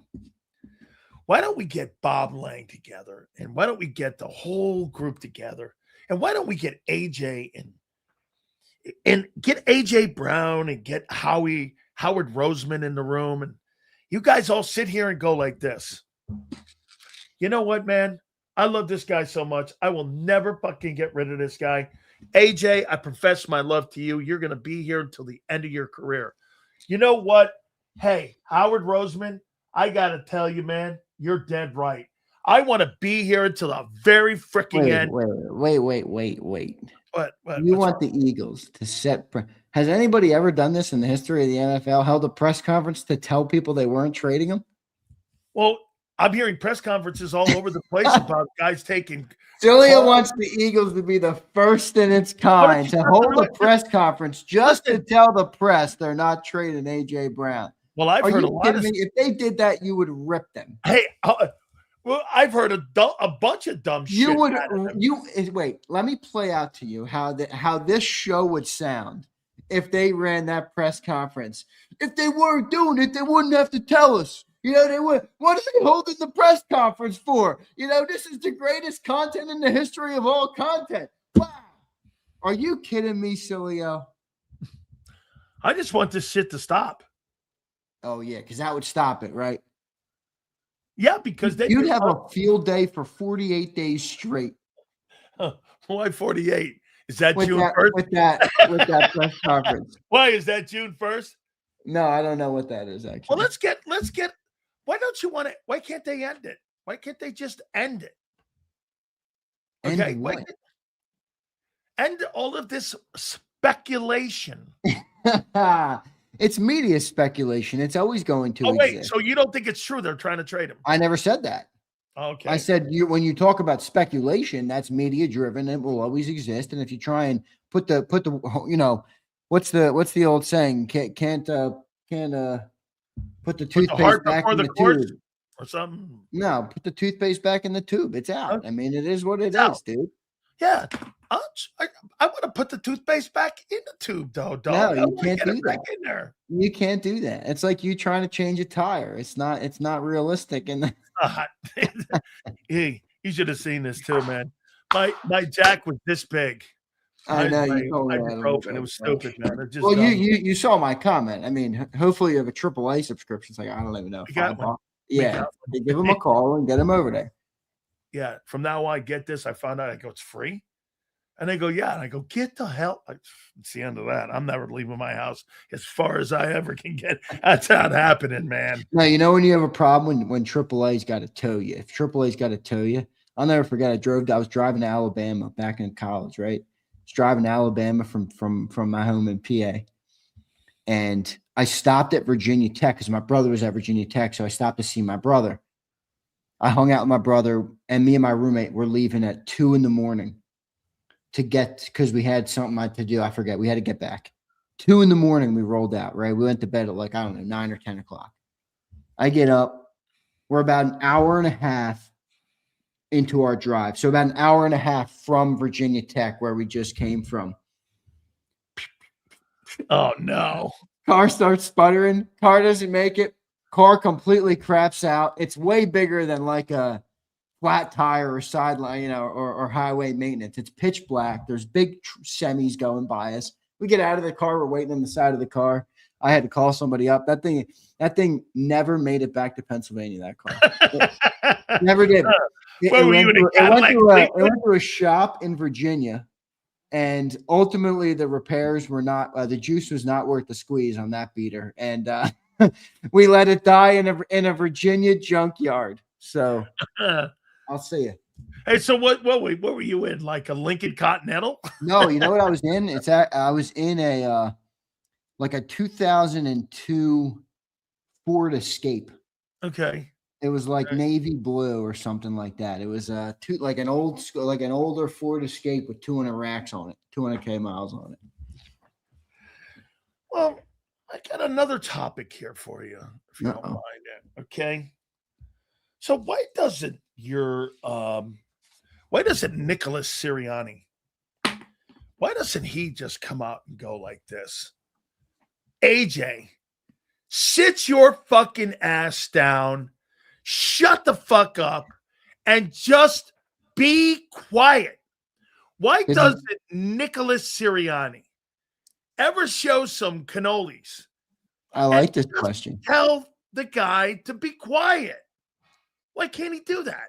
I like this question. Not where I thought you were going. I thought you were going a different direction. You threw a curveball my way. Because he's a players coach. Oh, players coach. He's a players coach. He doesn't. That's the thing I don't like about players coaches, because the question is, right, at what point do you go too far? It's like when you're a dad. I'm not a dad yet, but I've read this online, and you got dads in the chat. You tell me. You're a dad, obviously, Sileo. You guys let me know. There's a difference between being best friends with your kid and being a father, right? Sometimes you might do things or say things to your kid that pisses them off a little bit, but you're doing it in their best interest. That's where I don't like the player coach, is at what point do you draw the line in terms of placating and trying to be friends with the player versus steering the ship, because your first duty is not to be buddy-buddy with A.J. Brown. Your first duty is to be the head coach of the Philadelphia Eagles. And if you're going to let someone's emotions or someone's feelings or someone's thought processes, who don't have the say, dictate what your team does and impact where that ship goes, as the captain of that ship, are you doing a poor job? Right? I mean, you can't let those things get in the way of the ship. You have to, the ship's got to go where the ship's got to go, and you got to lead it there. Okay. You can't let all the other things go that dictate that. I will answer this question through my wife's eyes. Okay. And by the way, the reason I don't have to talk to my daughter like that is because of the years of having a relationship with her. And she knows, and she has taken everything that we've taught her, and she's become the person that we want, where you don't have to have that conversation because you know the parameters. But my wife will do this. Danielle, sit the fuck down, because it will get to a point. But you know where that's coming from? My kid respects that, because you know why? My wife doesn't do that often. Right. That's fair. So that's with respect for her that she's built the equity up.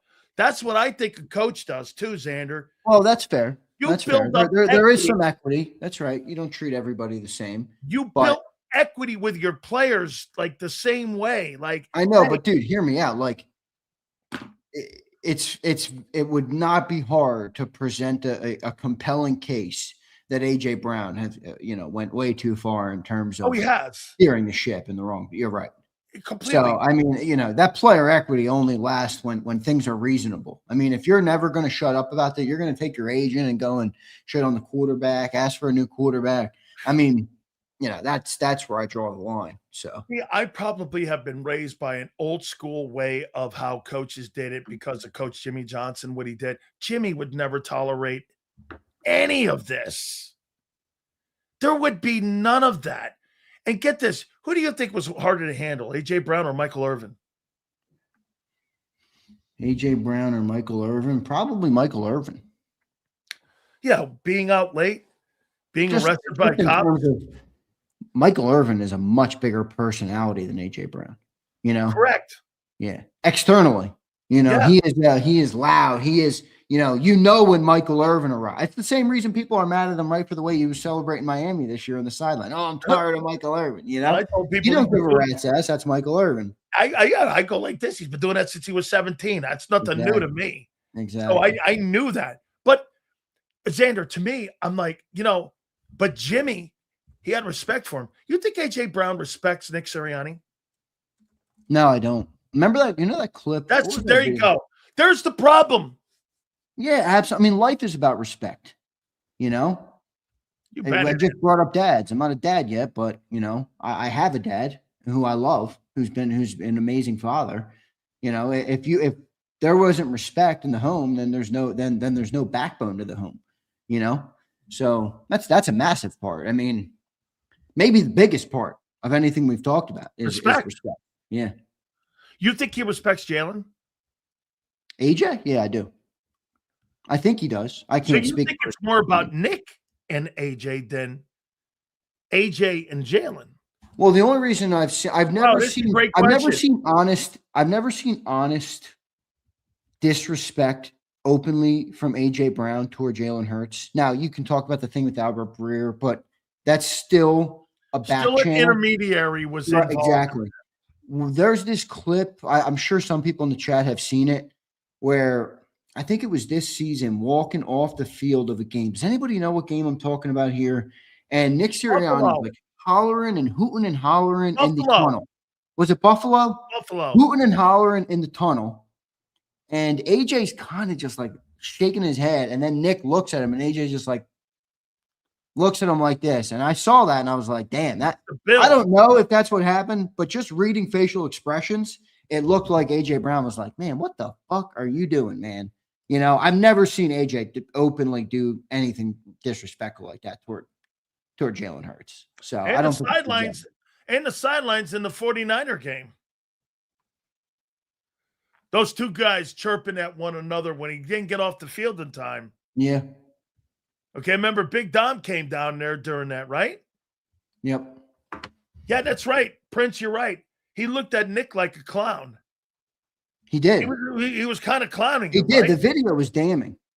Even by somebody who's defended Sirianni on your program many times. That was a damning video. Nicholas Sirianni. There you go here. Hey, speaking of Saint Nick.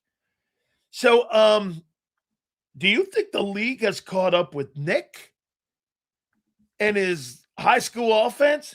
Or do you think that they've caught up with Jalen Hurts?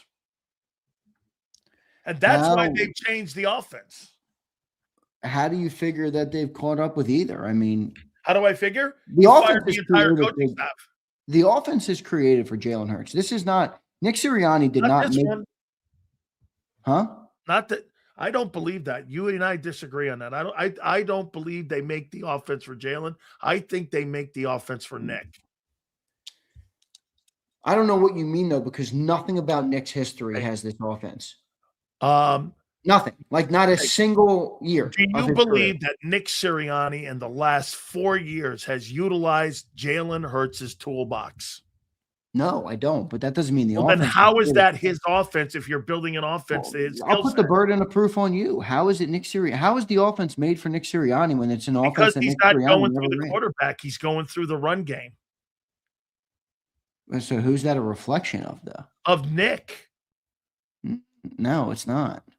It's more that he doesn't believe in the quarterback. Wait a second. Was Nick Sirianni's offenses in the years that preceded his time in Philadelphia, were they all pass built the same way, or were they built differently? Complete. Okay, so the changing variable is not Nick. The changing variable is the quarterback. Correct.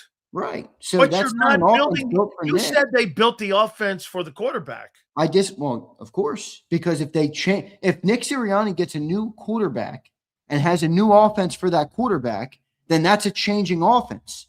The only way it would be built for Nick is if they have every different style of quarterback and nothing changes because They're it's not Nick's building offense. that. They're building that offense on how Nick wants the offense to go through the run game, not the quarterback. That offense does not No, but go. they're not doing that for Nick. Well, Nick thinks that's the best way to win, not the best way to develop the quarterback. Well, Nick's win percentage would tell you he might be fucking right. Okay. Well, then why are they changing it then? And it's a good question because then it didn't work out. If you've got a 700 win percentage and you're doing things great and you're winning 7 out of every 10 games, you're going to fuck with that? I wouldn't, but they are. This is what John's been saying all summer. Why are they changing it? Why? Because they caught it. They had to have had an epiphany, Zander, to push Jeff Stoutland out. They didn't push Jeff Stoutland out. Jeff walked away because he got butthurt that Nick wanted to change some things in the run game. Okay, you're not going to be the run game coordinator. If you want to be the offensive line coach. That's not what happened. Adam Kaplan said it on your program. Okay. I believe, my opinion, that I think when they took that offensive run attack coordinating title away from him and told him, you're going to sit here and coach the O-line and not be part of the game plan. Sometimes you can be a real asshole. He fucking said, fuck you, I'm out. Sometimes you can be a real asshole. You just change like one word and say the same fucking thing. Him the hell out. Okay. They didn't change his title. He changed his title himself by walking out of the building, by being upset that Nick wanted a say in changing of the run game. He didn't take away his title and didn't want to. Well, no. I heard that they took the run game coordinating title away from him. No, they wanted to just change the run game. They never wanted to take away the title. And so he got, just because old Nick didn't, I don't buy that at all. Dude, you bought it when Kaplan said it on your show.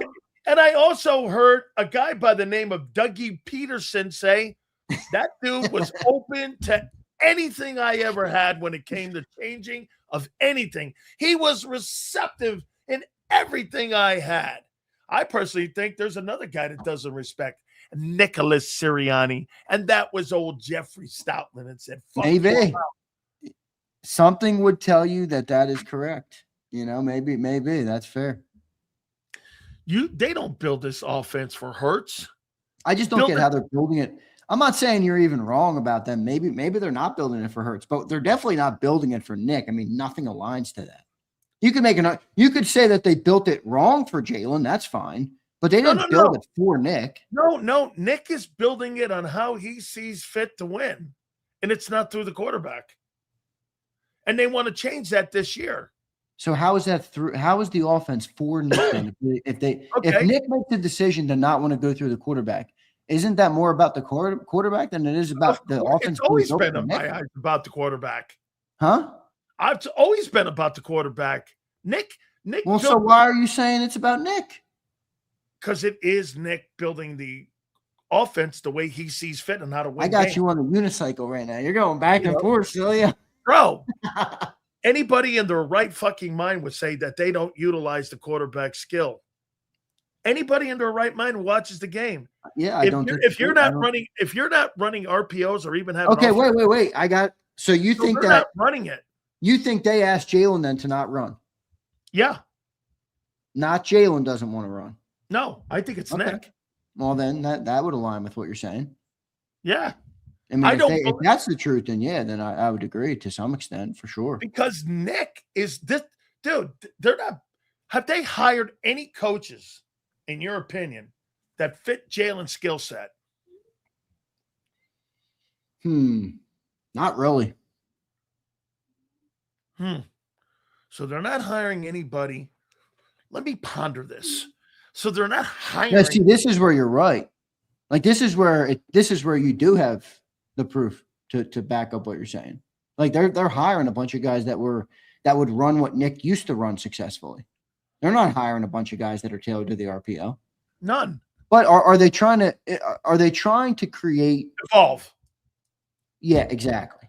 And maybe they have a belief that me and you don't subscribe to, and that's the disconnect. Yes. Because I don't believe. I don't think Jalen, and I don't even think this is a criticism of him even 1%. I don't think Jalen's going to be that quarterback. Like, I love the example John uses all the time because it's so good. He's like, do you see anybody asking them to run Brock Purdy more? No. That would be crazy. So the same thing goes to Jalen Hurts, who has his own skill set, different than Brock Purdy's. Why would you ask Jalen Hurts to not do what Jalen Hurts does well? You know, it doesn't make sense. It doesn't. Especially if you want to change. Like, are they trying to preserve Jalen Hurts? Is that what this is? Maybe. I mean, you know, this is where maybe a longer career. Is that what they're trying to do out of this? This is where I think it might be Jalen. And I don't even, you know, it might stink in the time, but it'd be hard for me to fault Jalen for this. Like, you got to look at the history, look at the data. I mean, dual threat quarterbacks simply do not play as long. You know, they don't make as much money probably in a 15-year span as the pocket passer does, you know, same caliber of talent type guys. And maybe Jalen, as a businessman, I mean, again, I don't think he's dumb for it, is saying, I got 10 to 12 years of my life where I can maximize my earnings as an NFL quarterback. I can make it 8 years or I can make it 12 years. Maybe that's a fair thought process for Jalen Hurts to have. Now, the ramifications of that will be felt by the team, but it wouldn't surprise me if he was thinking like that, would it? No, but you've missed one of the most important elements to what you just said, though, about Jalen Hurts and how they're building this. What is the one thing that's different in Jalen Hurts than Joe Burrow? And you know what that is? Or Matthew Stafford. Dual threat quarterbacks are reffed completely different than guys who are drop back guys. And the refs are always a little more where they look at them as running backs. And those guys don't last longer, Zander, because they take more punishment if you're guys like Josh Allen or you're a guy like, there you go, Abe, durability. The durability factor plays in to when you're a dual threat. So, and the refs don't ref those quarterbacks the same way. And also this, Zander, you don't get the benefit of the doubt with the referees on one-on-one jump balls in the end zone like you do. How many times have people said this about Patrick Mahomes? Dude, that guy throws a fucking football up and the ref throws a flag no matter what. And you're like, they get that call. How about remember the Goddard play? Was it the Buffalo game? I forget what game it was. Yeah, I don't remember. Isn't this also legislated into the game sales? Like, once you become a runner, then you don't have the same protections. You know, so quarterbacks. I think you should. When you get outside the pocket, dude, come on. When you're a quarterback, like when Jackson Dart took that hit, you can't hit a guy like that down a fucking bullshit. No Bullshit. way. But again, listen.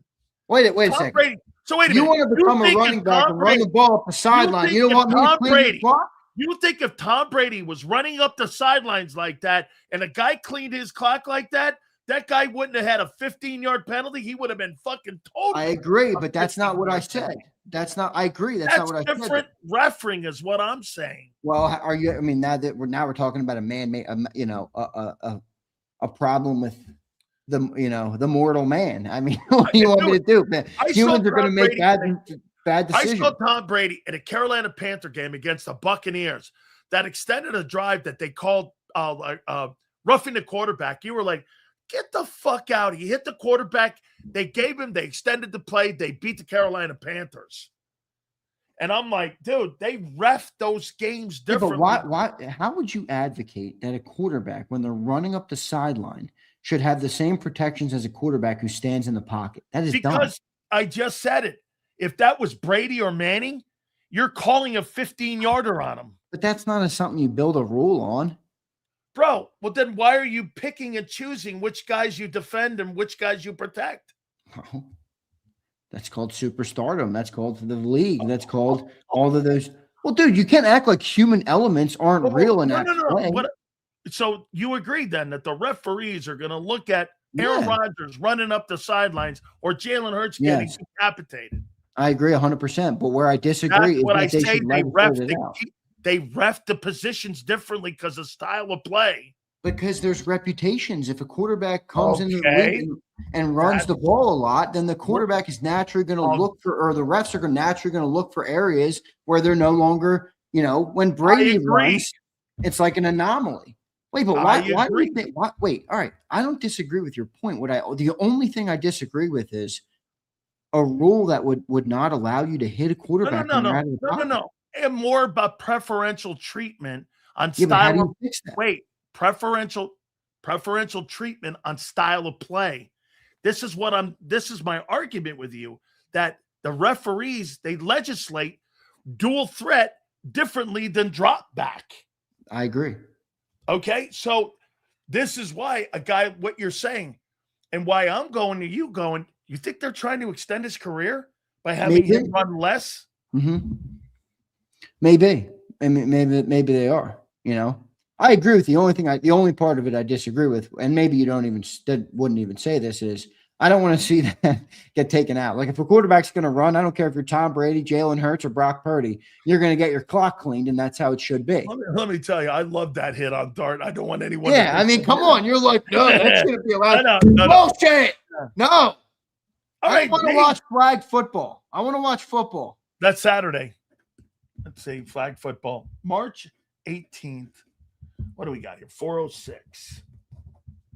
Zander, Krause. So let me see. JAKIB.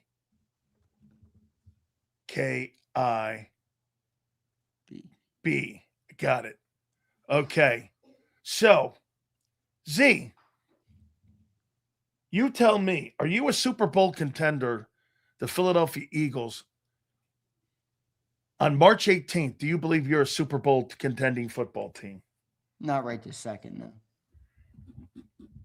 But I think they can be. I think they need an edge rusher. I think they need a safety.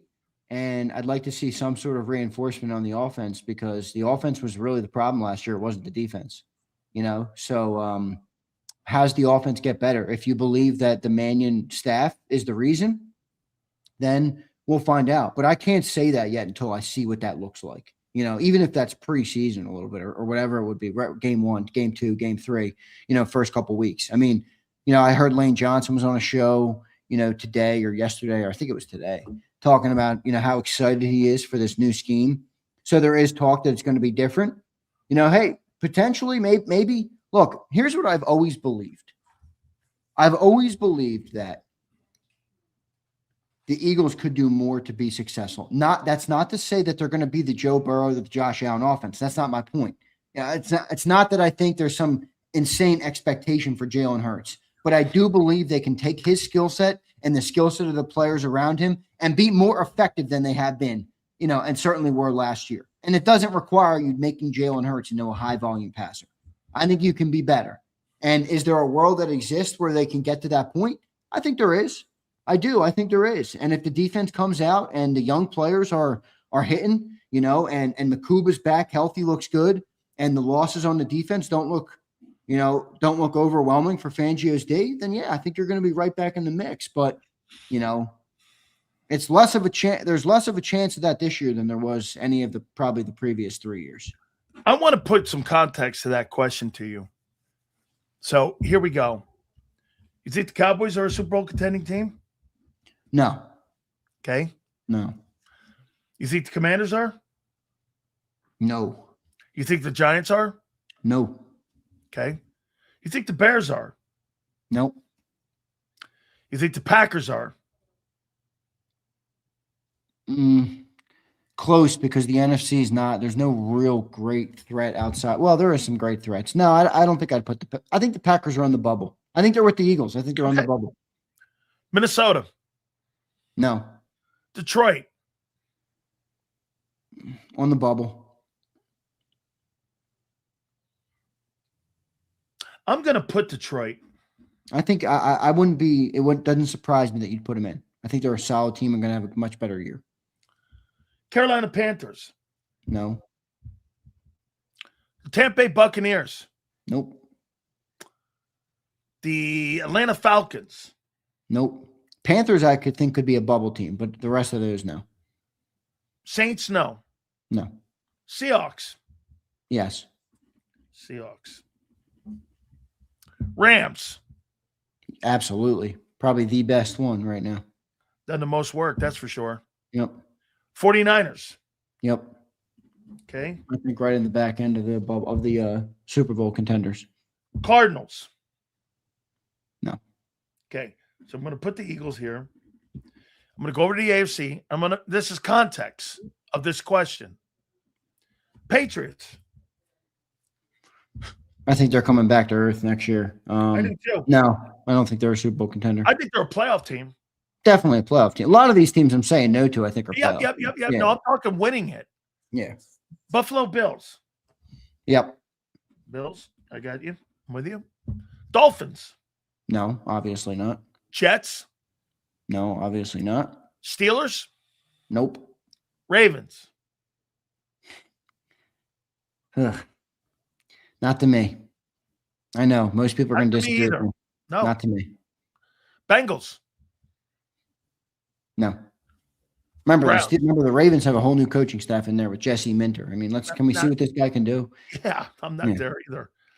Browns. No. Bengals, no. Who'd you say after that? Browns, no. No. Jacksonville. I think on the bubble, I think they could be close on the bubble. I'm going to say no. I'm going to put them on the bubble. Okay. Texans. Man, I struggle with that offense. We thought we struggled with the Eagles offense. Anybody watch CJ Stroud last year? I watched 10 plus games of CJ Stroud last year. Every one made my eyes bleed. Literally.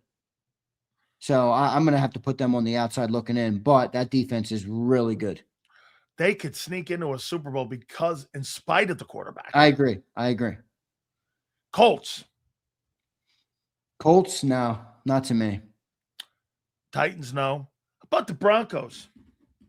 Yeah, I think they're a bubble. They're a bubble to me. Like I'm not a huge Bo Nix guy, but I do think Sean's done a good job and their defense is pretty good. So I'll put them on the bubble. I think Waddle will help.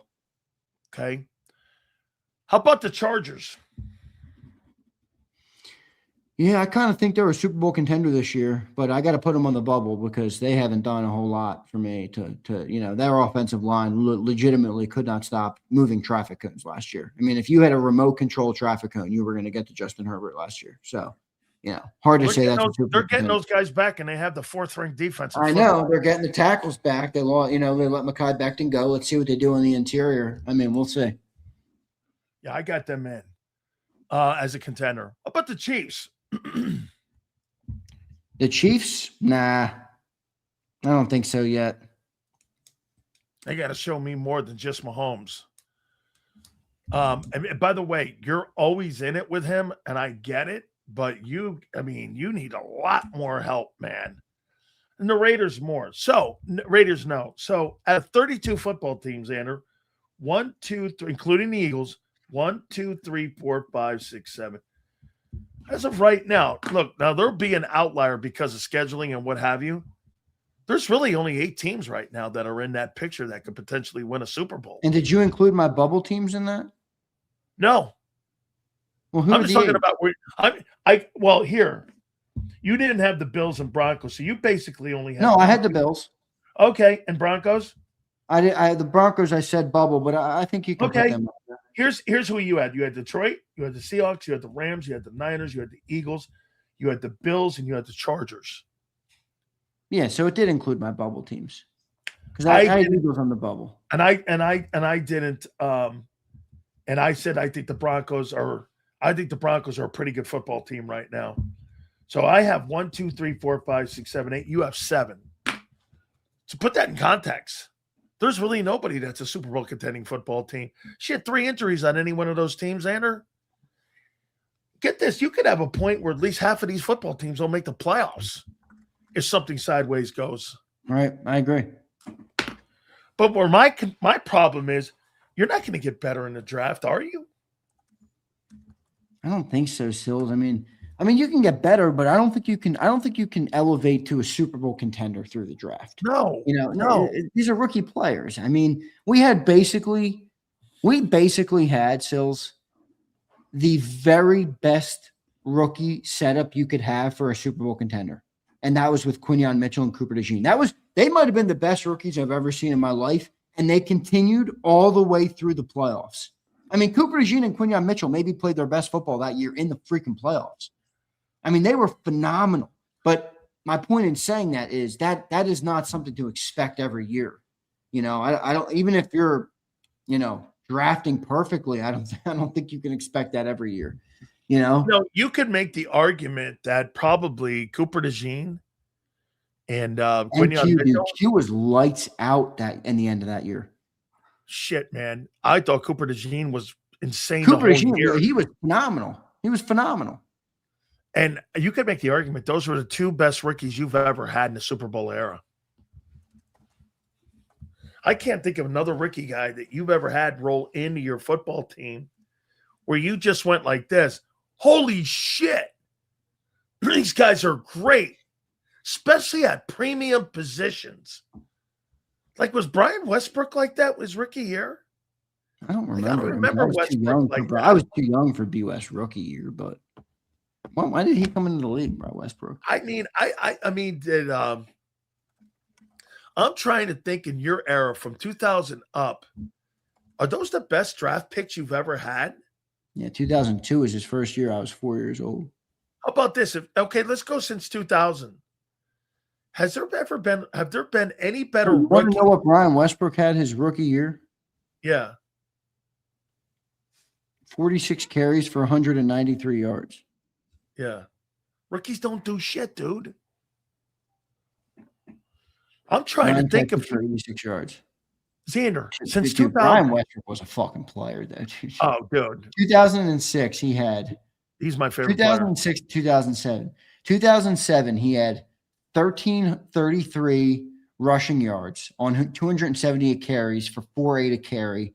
And he also had 771 receiving yards on 120 targets at 8.6 a catch, which it was a different NFL then. And then he had averaged 5.1 and 26 a carry. And it was a different offense, too. In that different offense and just a different era, Shows you how amazing McCaffrey is now, too, man. I mean, McCaffrey will put up 1,000 and 1,000 like easy. It's fucking crazy. Bro, your rookie since 2000, this is the best rookie players that you've had since 2000. That's why what's happening with the cap. Yeah, but that's why also you're not going to find guys like that in these next couple drafts. I agree, but it's also why we got to put context on ripping them about letting guys go. I mean, when they've had this success, you just said it. I mean, this draft run is almost so good. It's like you probably shouldn't expect this every year because it's been insane. And now they're all coming. The contracts are coming due. I mean, we're letting third rounders walk at $30 million. Like they're just another guy in the cog.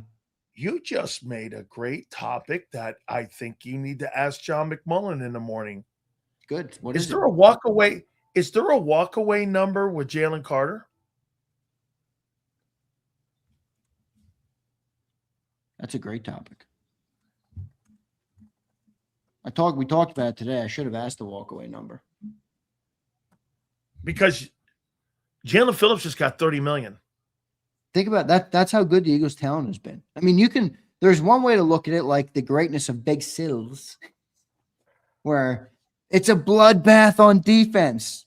The other way to look at it is if you're M. Reyes, it's our team is so stacked with talent.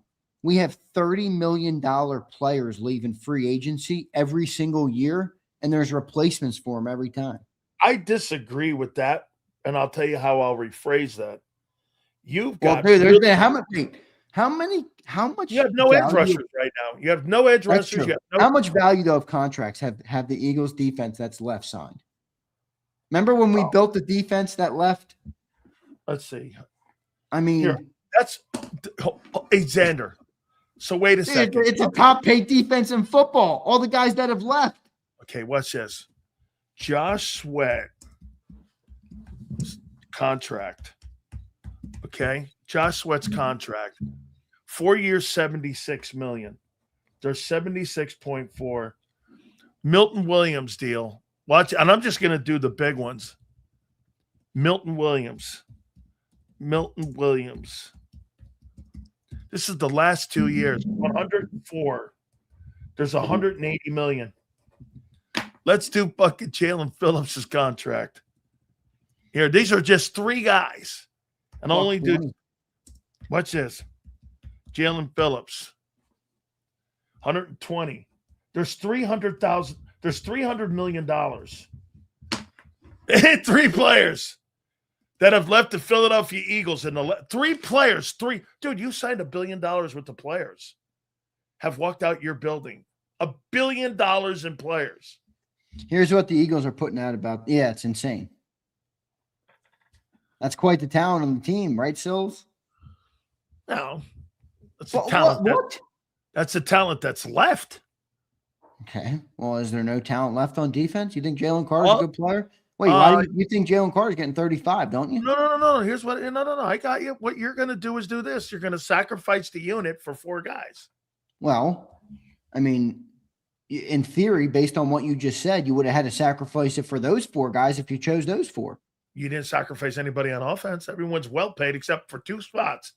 The third wideout and the right guard. They signed those contracts first, and it's naturally harder to move on from a massive contract like that than it is a draft pick. I'm just trying to keep fair here. I'm just kind of keep the ball. Once this defense gets paid, watch, you're probably going to see it be different. What I think they need is a better balance. What I don't think you need is I don't think you need an offense that you can't make changes because everybody's paid and a defense where nobody's paid. Okay. Let me ask you this then. I'm going to do a Hugh Douglas on you here. Don't you think having a defense in today's NFL is a luxury and you need the offense to be paid, not the defense? What defense in the NFL is paid highly, more so than their offense? That's a championship team. I don't know. I'd have to look. So you're gonna pay your defense more than your offense in the next couple of years? No, I don't think that. That's why I said balance. Okay. That's why I said balance. I mean, if you have 350, or 300 million a cap, or 320 by the time next year rolls around, I mean, I'd like to see, even split. Pay Jalen Carter, Jordan Davis, Zach Bond, Cooper and Quinion. That's probably $150 million. There's half your cap. That makes perfect sense. You're going to have to fill in around him. You're going to have to live with some Big Sill shows where he rips you for letting guys walk. All right. But get your core, establish your core. Same thing on offense. And that's your squad. Build it out from that. I never thought it was a great move to have everybody on offense paid and nobody on defense paid, because the same thing we just said. You let 8 guys on defense go and nobody on offense go. The cap's top heavy. That's what happens when you do that. Exactly. So what they put out about Dalton? I'll read it to you. Here's John tweeted this. My understanding is that the Andy Dalton trade is not related to anything Tanner McKee. Eagles always value the quarterback room more than most, as evidenced by the Sam Howell trade last season. McKee is entering the final year of his rookie deal, so there is added flexibility in case a significant offer develops. Sounds like what your boy Big Z said. Well, wait a minute. I thought they might trade him. Maybe they won't. Well, wait a minute, though. First they're saying, not John, first they're saying it has no relevance, but if an offer comes, because we may be preparing to move him, we have Andy Dalton as a backup. So which is it? Are you gonna sign the guy? Well, it's both. Why can't both. it be both? It can. Yeah, because like if you, for example, if you don't have Dalton it could be both. And you draft a quarterback in round 5, you're probably not going to feel good about trading Tanner because the round 5 guy, I don't know. I mean, Kyle McCord didn't even make the team last year. Guy's somewhere else now. I think he's in Green Bay or something. So I think this gives you, okay, if somebody's going to come calling for Tanner, it's a little easier for me to pull that trigger knowing I have Andy Dalton to slide right in as the quarterback too.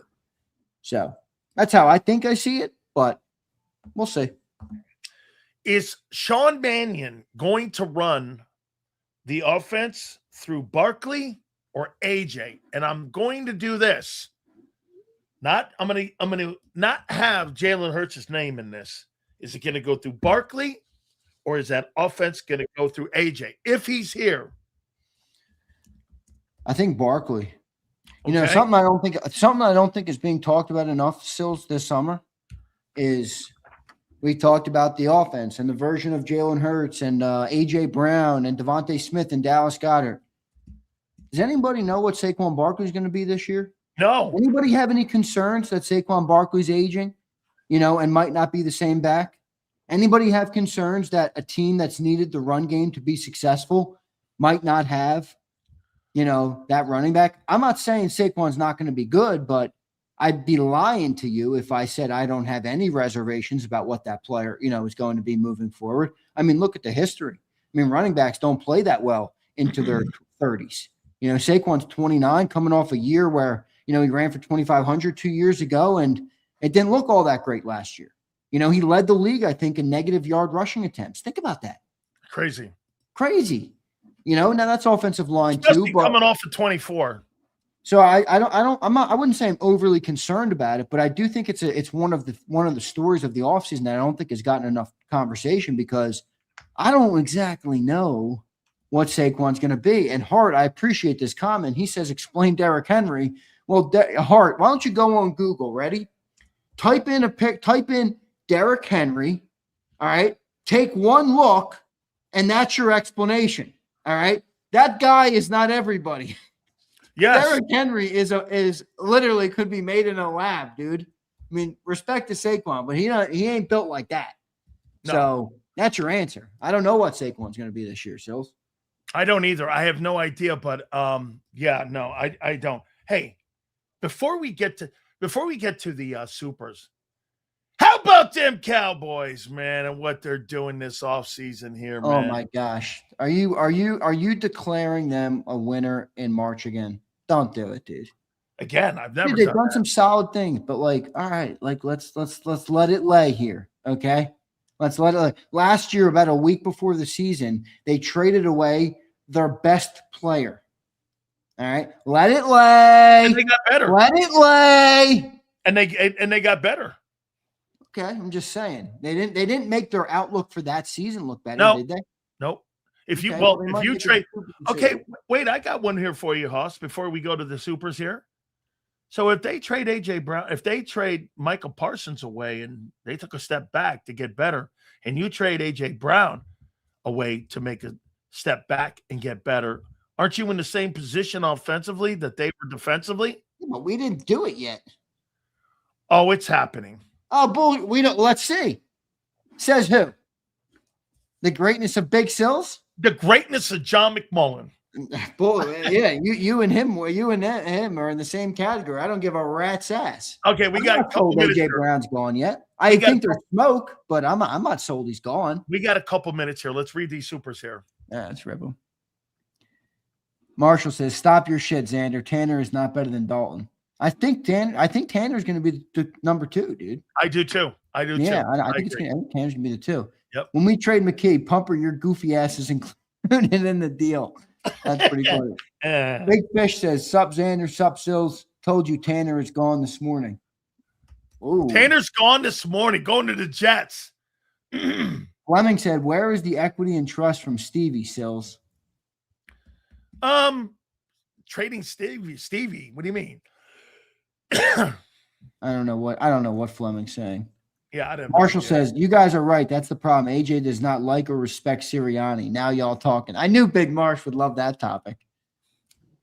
Big Marsh says again, because it's not Nick's scheme that's successful. It's the talent on the team. Nick is a stooge. Yeah, but that's there you go, Marsh. Yeah, but Sills.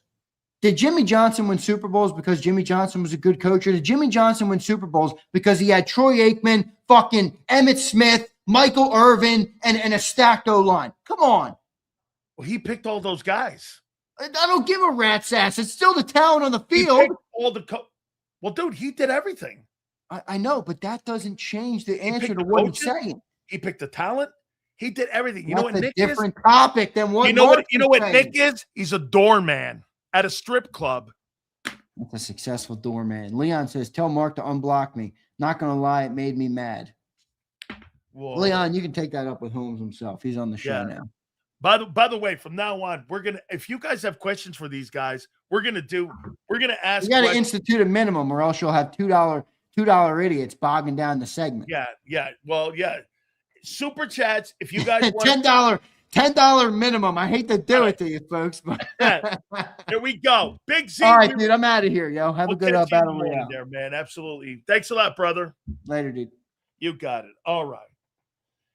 How about them Cowboys, man? You see the work they're doing here. Philly 500 must be getting nervous now, man.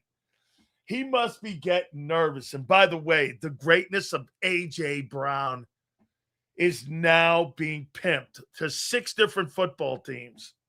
They are finally getting rid of this guy. And the Eagle offense, what will it look like? The Cowboy offense already is better. But as Philly would say, it's March 18th. So without further ado, the man who has given up drinking for the offseason and is not constantly hammered like he was last year for a 7-9-1 team, our friend, the legend man himself, who makes content about the Dallas Cowboys, our friend Mark Combs, and of course the legend himself. He is Philly 500. He joins us now here on the program. As always, how you doing, boys? I'm doing good. How are you doing, Dan? I'm doing Breaking news. The Eagles have traded for Andy Dalton. And Mark's logic, he thinks the Eagles are going to trade Hurts now. Watch. Mark, hey, friends, Mark Holmes with your buddy, Cowboy Joe Boo. Do you know the Eagles trade for Andy Dalton? That means they're unhappy with Jalen Hurts. Tell all your Cowboy fans, tell them all. I know how this guy thinks.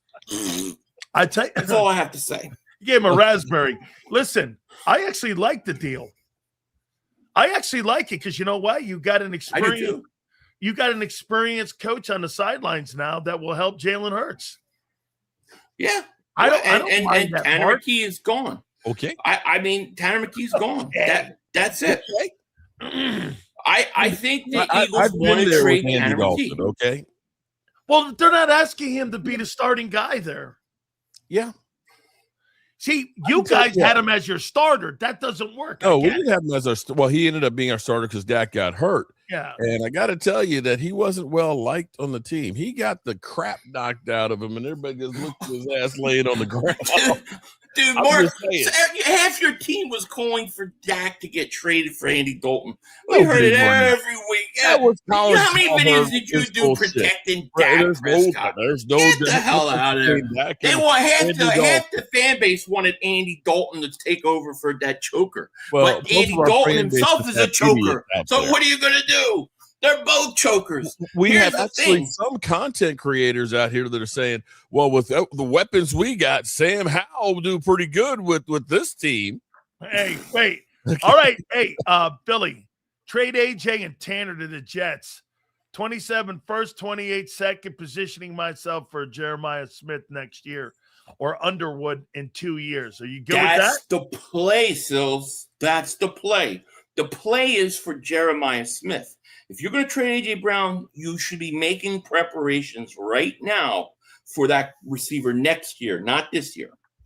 I agree. Mark, what's your takeaway that the Eagles are actively in talks with 6 different teams to move A.J. Brown? And reportedly, by the way, they're saying that they're going to wait until June 1. Mm-hmm. We have a great contact in New England who said that they only want to do a 2 and a 3. But what we saw with Jalen Waddle looks like a 1 and a 3 would probably be the asking price for A.J. Brown. They're not getting a 1 next year. So you either trade him now or you never trade him. So hold on. And then you got that $40 million hit that you take if you do it now. To me, if it ends up being June 1st, I'm actually happier about that because that means you're not replacing him in the draft. You're not getting that high draft pick right now. But the question you have to ask is that $40 million dead hit worth taking to get that first round pick? That would definitely be a big hit to that offense, and I'd love to have a big hit. Yeah, but get this: the Eagles are not the Miami Dolphins, where there's $175 million. But look what he got there, man. They don't have a lot of capital right now. They are squeezed against. You see that shirt there? There's only one guy on the team. See that, Mark? Super Bowl shirt. Hey, where's Mark, your Super Bowl shirt, Mark? Is it faded? Is your Super Bowl shirt faded, Mark? Yes, Can you read the anymore? I thought so. Hey, you see that shirt that he has? There's only one guy left from that team. Just a reminder. There's only one guy left from that team. What are you talking about? Jack Bond's there. Okay. Hey, where's Mark's? Let's see Mark's Super Bowl shirt. Go get it. You got Can't me. read it. It's faded. We It's just faded and got holes. Compete with you guys, okay? Because we know. Yeah, well, you can't. Guys got Howie Roseman and know how to maneuver here. But Howie's rock and roll. Here's what I feel about the A.J. Brown situation. I think I said that a few weeks ago when I got laughed out of the building. That they said A.J. Brown ain't going nowhere. I still say that. You don't think they're moving? TO 2.0 then? It's not TO 2.0. A.J. Brown is not TO. He doesn't get traded. A.J. Brown, no. A.J. Brown doesn't get traded. It's already been said countless amount of times that he will be okay with that. He preferred it, but he's okay with it. Now, here's the thing. Yeah, you know what? And Jerry Jones just said, we're going all in too. And how'd that work out? Yeah, but the thing is the Eagles do what they say they're going to do. You guys are you're the Cowboys. You're an evil, satanic bunch of bastards. So we can't be compared to you. Did you notice a different tone in Mark Holmes's presentation during the March? Season? It's March. I mean, they signed like two guys. So smooth.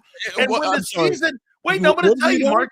I got to tell you, Mark. Mark is a professional antagonist when it comes to Eagle fans. He's a professional antagonist. And I understand this because I'm a professional antagonist. So I understand this. But Mark, it seems to me, am I right, Philly? During the season, this guy's so like, dude, I can't, I'm drinking. I'm lighting candles and shit. Now he sits back and he's like this. Fuck them Eagles, man. Look at these guys flipping all over themselves. Look at this, man. These guys got chaos every week. Am I wrong? Hold on. In the time that I've been here, since who the hell is Mark Holmes? I've never heard of him. It's been the glory days of the Eagles. I had to sit here and suffer them doing all of the right moves and the Cowboys being ass. It just feels like the tables are turning a little bit right now, that the Eagles are floundering a little bit. Only to you. Only to you. Nobody else feels that way. Well, Philly, you're about the only Philadelphia Eagle content creator who doesn't seem to be very upset. That's not true, because most content creators that I've worked with, guys out there, they know what's up. So nobody's panicking or worried. Like Zander. Wait. That's your feeling right now. That's your fake narrative. What's that? Hold on. Wait. How's Zander feeling about the team right now there, Sills? I don't know. I'm not Zander. I can't speak for him.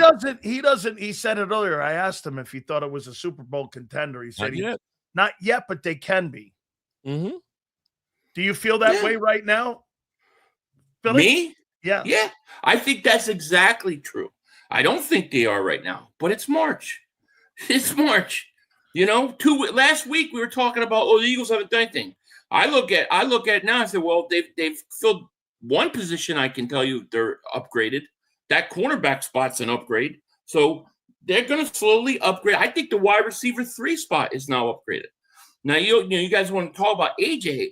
Listen, AJ may get traded, and I think they're going to do their due diligence to try to trade him. The problem is I don't think the Eagles are willing to budge on the price.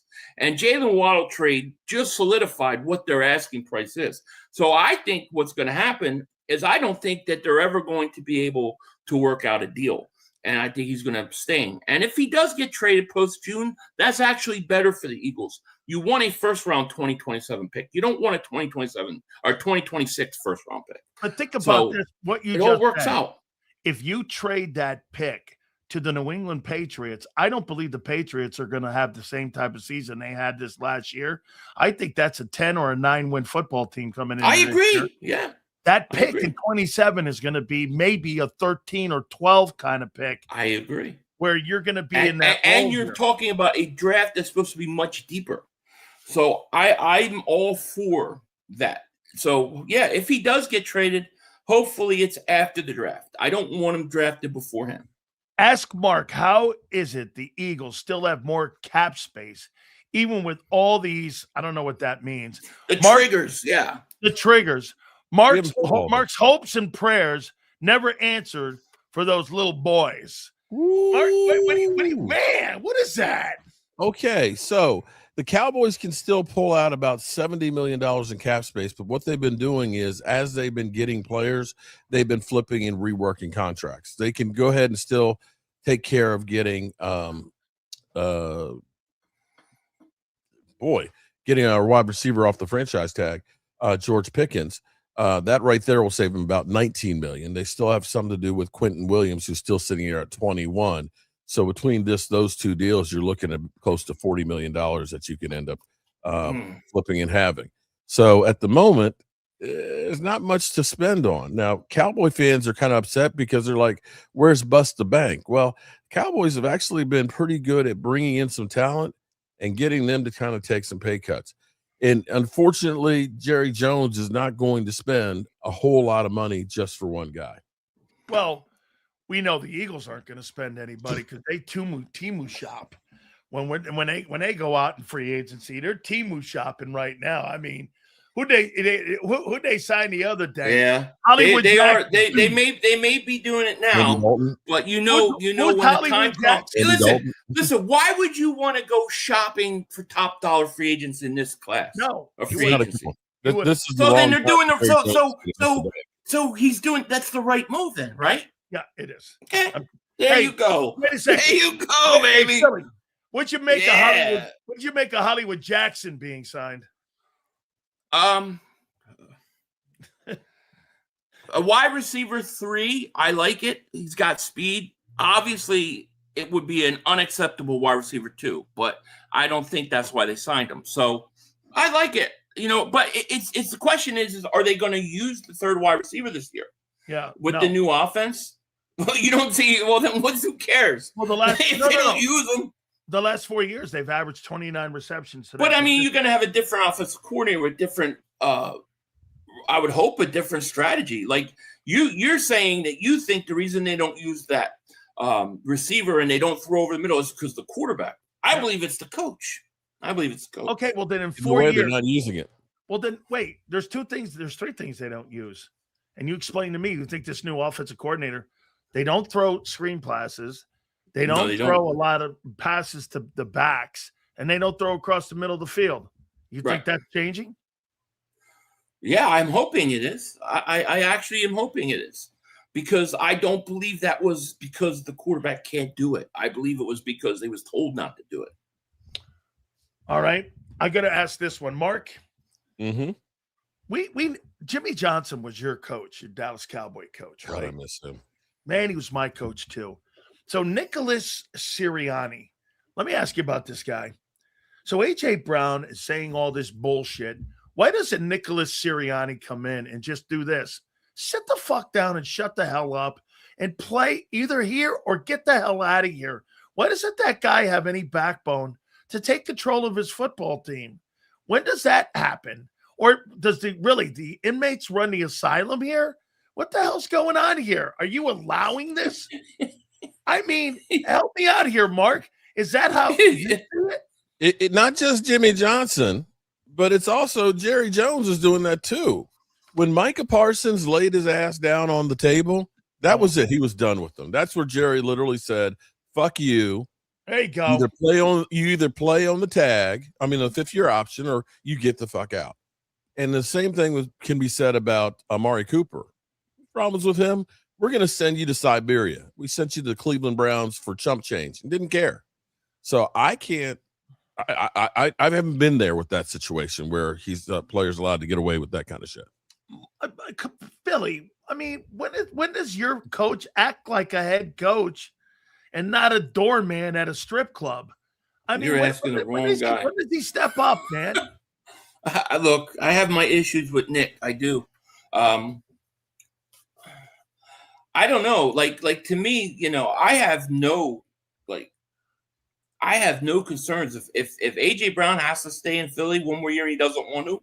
I could care less. Get used to it, buddy. The rest of the world has to go to work and do jobs that they don't want to do, work places they don't want to. You think I feel bad for him? Not at all. And I kind of wish that would kind of be, spoken like that a little more, but it's not. And I don't know why. I don't know the internal dynamics of what's going on in the locker room with the coach and the player. So it's hard for me to answer that question, to be honest. Mark, I got a question here for you. Mark, why do you hate the Eagles so much? I don't hate the Eagles, man. I don't. Philly 500 and me, we're like buddies, man. You know what? I will tell you, if somebody were to jump Philly 500, I'm getting in the fight with them. I've got his back. I don't hate him. I don't know why Eagle fans think I hate him. The problem is that here's the truth. Not me. He's not asking if you hate me. Here's the truth. The Eagles are what stands in front of what I want.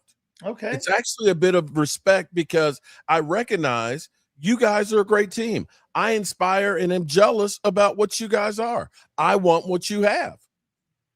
Well, I hate that. I hate the Cowboys. I freaking hate them. Okay. Why do you hate them with a passion? Why do you hate the Cowboys? I hate them mother humpers. I wouldn't help them. I would if they were choking. I'd watch them choke. I hate them. Why do you hate I like Mark. I have friends that are Cowboy fans. I can't help it if they're not right in the head, but I still love them.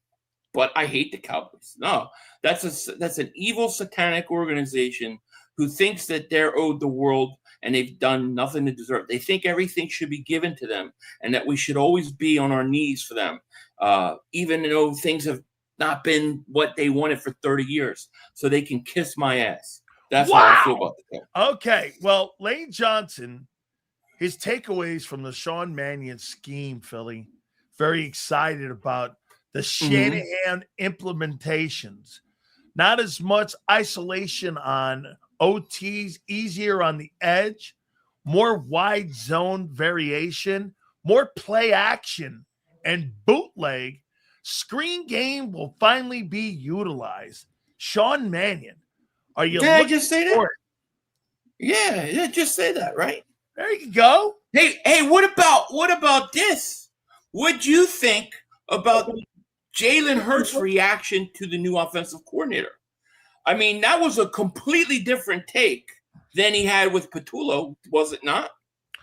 It was. But I thought it was beautiful. It was beautiful. But here's the thing. All those things that Lane said that, hey, Mark, it wasn't Lane, right?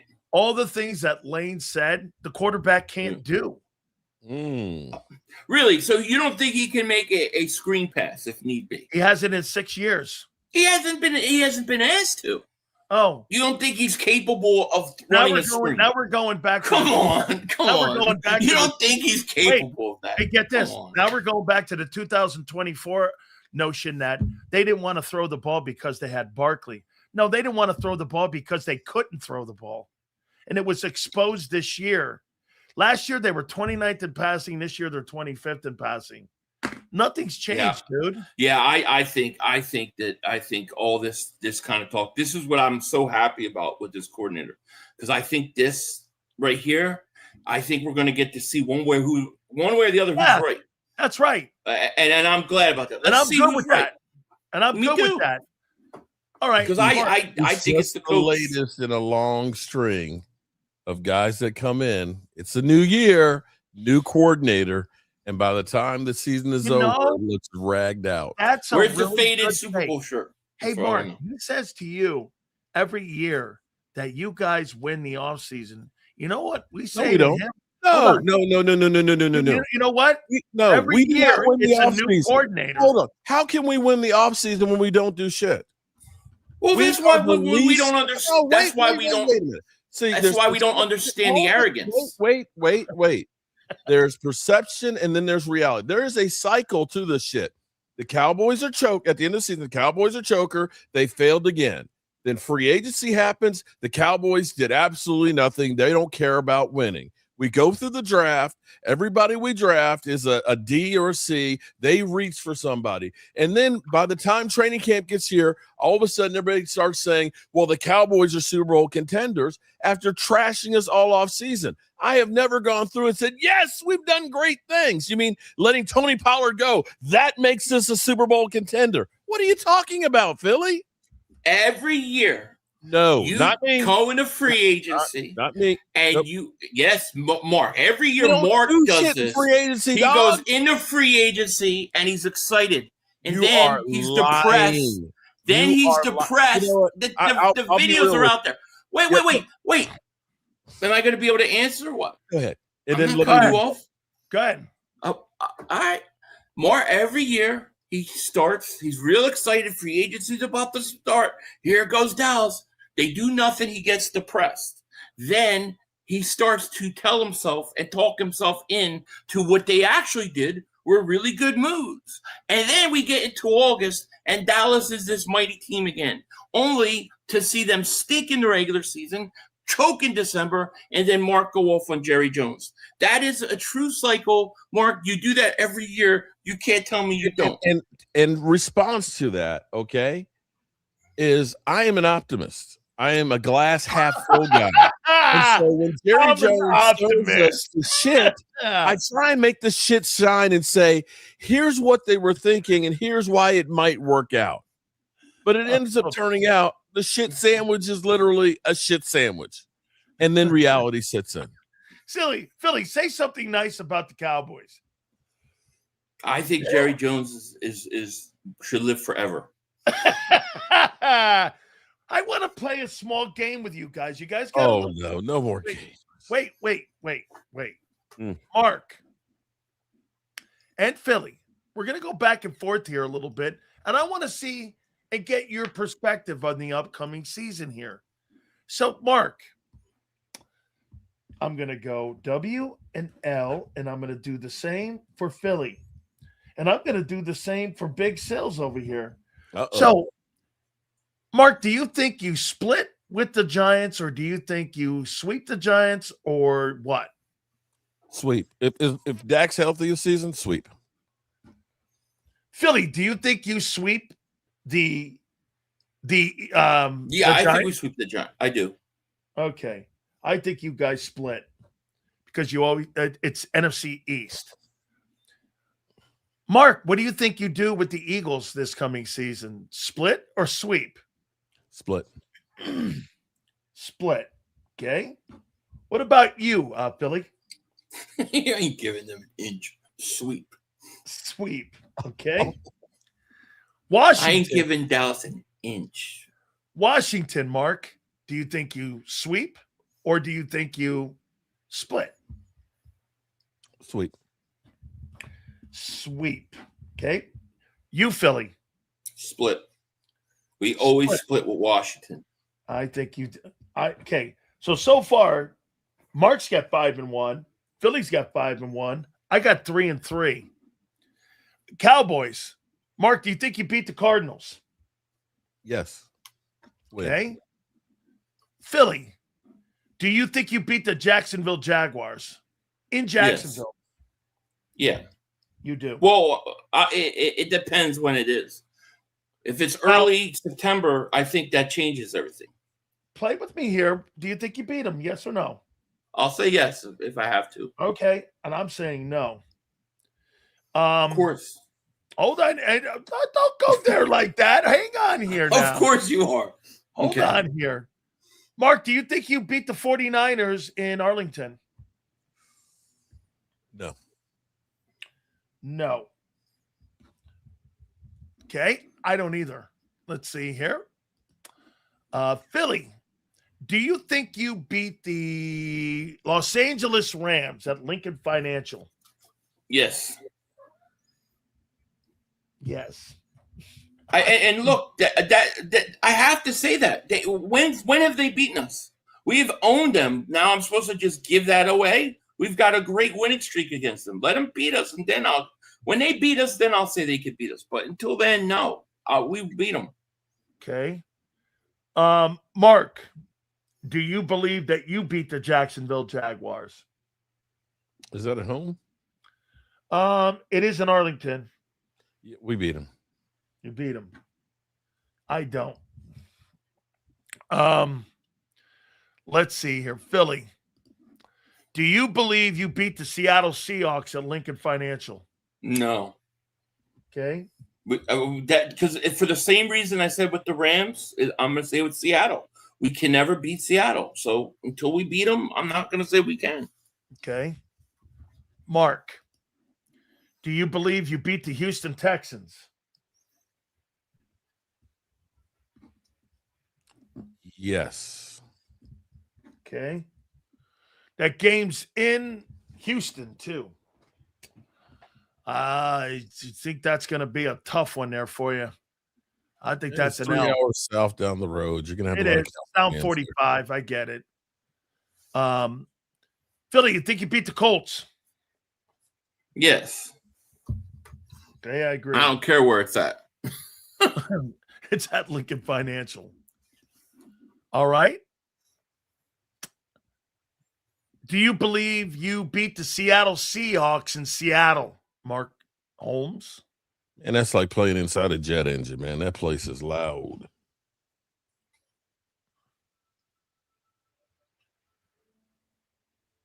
You think you beat them? No. Nope. I said no. Okay. No. Okay. Mark Philly. was in a jet engine for a second. Yeah. No, I said it sounds like being in a jet engine. If you've ever been to Seattle, you can't hear shit. You can't hear the person right next to you.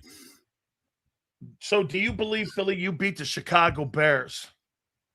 Yes. Okay. Okay.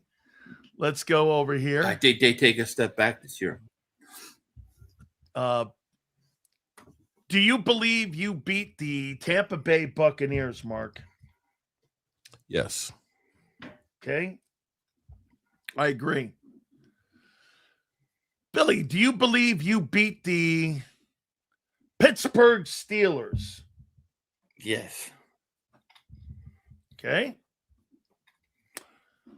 Mark, do you believe you guys beat the Baltimore Ravens? Hmm. In Arlington? Yes. In Arlington, yes. Even though they did beat us the last game in Texas Stadium. Okay. Philly, do you believe you beat, did I say the Steelers? Yeah, you already said Steelers. The Carolina Panthers. Yes. Okay. Jalen Phillips revenge game. Okay. And finally, here, Mark, do you believe you beat the Green Bay Packers? I think Jerry Jones is already beating them at the moment, but yes. Okay. So you have the Dallas Cowboys at 11-6, and Philly has the Eagles at 13-4. That's about right. So you believe that they're a Super Bowl contending team right now, right? Yes, I do. I think they will be. By the time the season starts, they will be a Super Bowl contender. No, he Absolutely. said right now.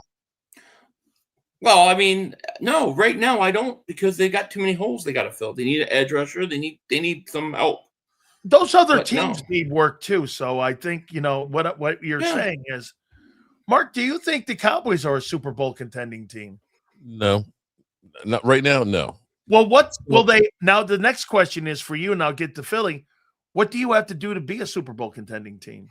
We got to find some linebackers first of all. Can I tell you what I would do?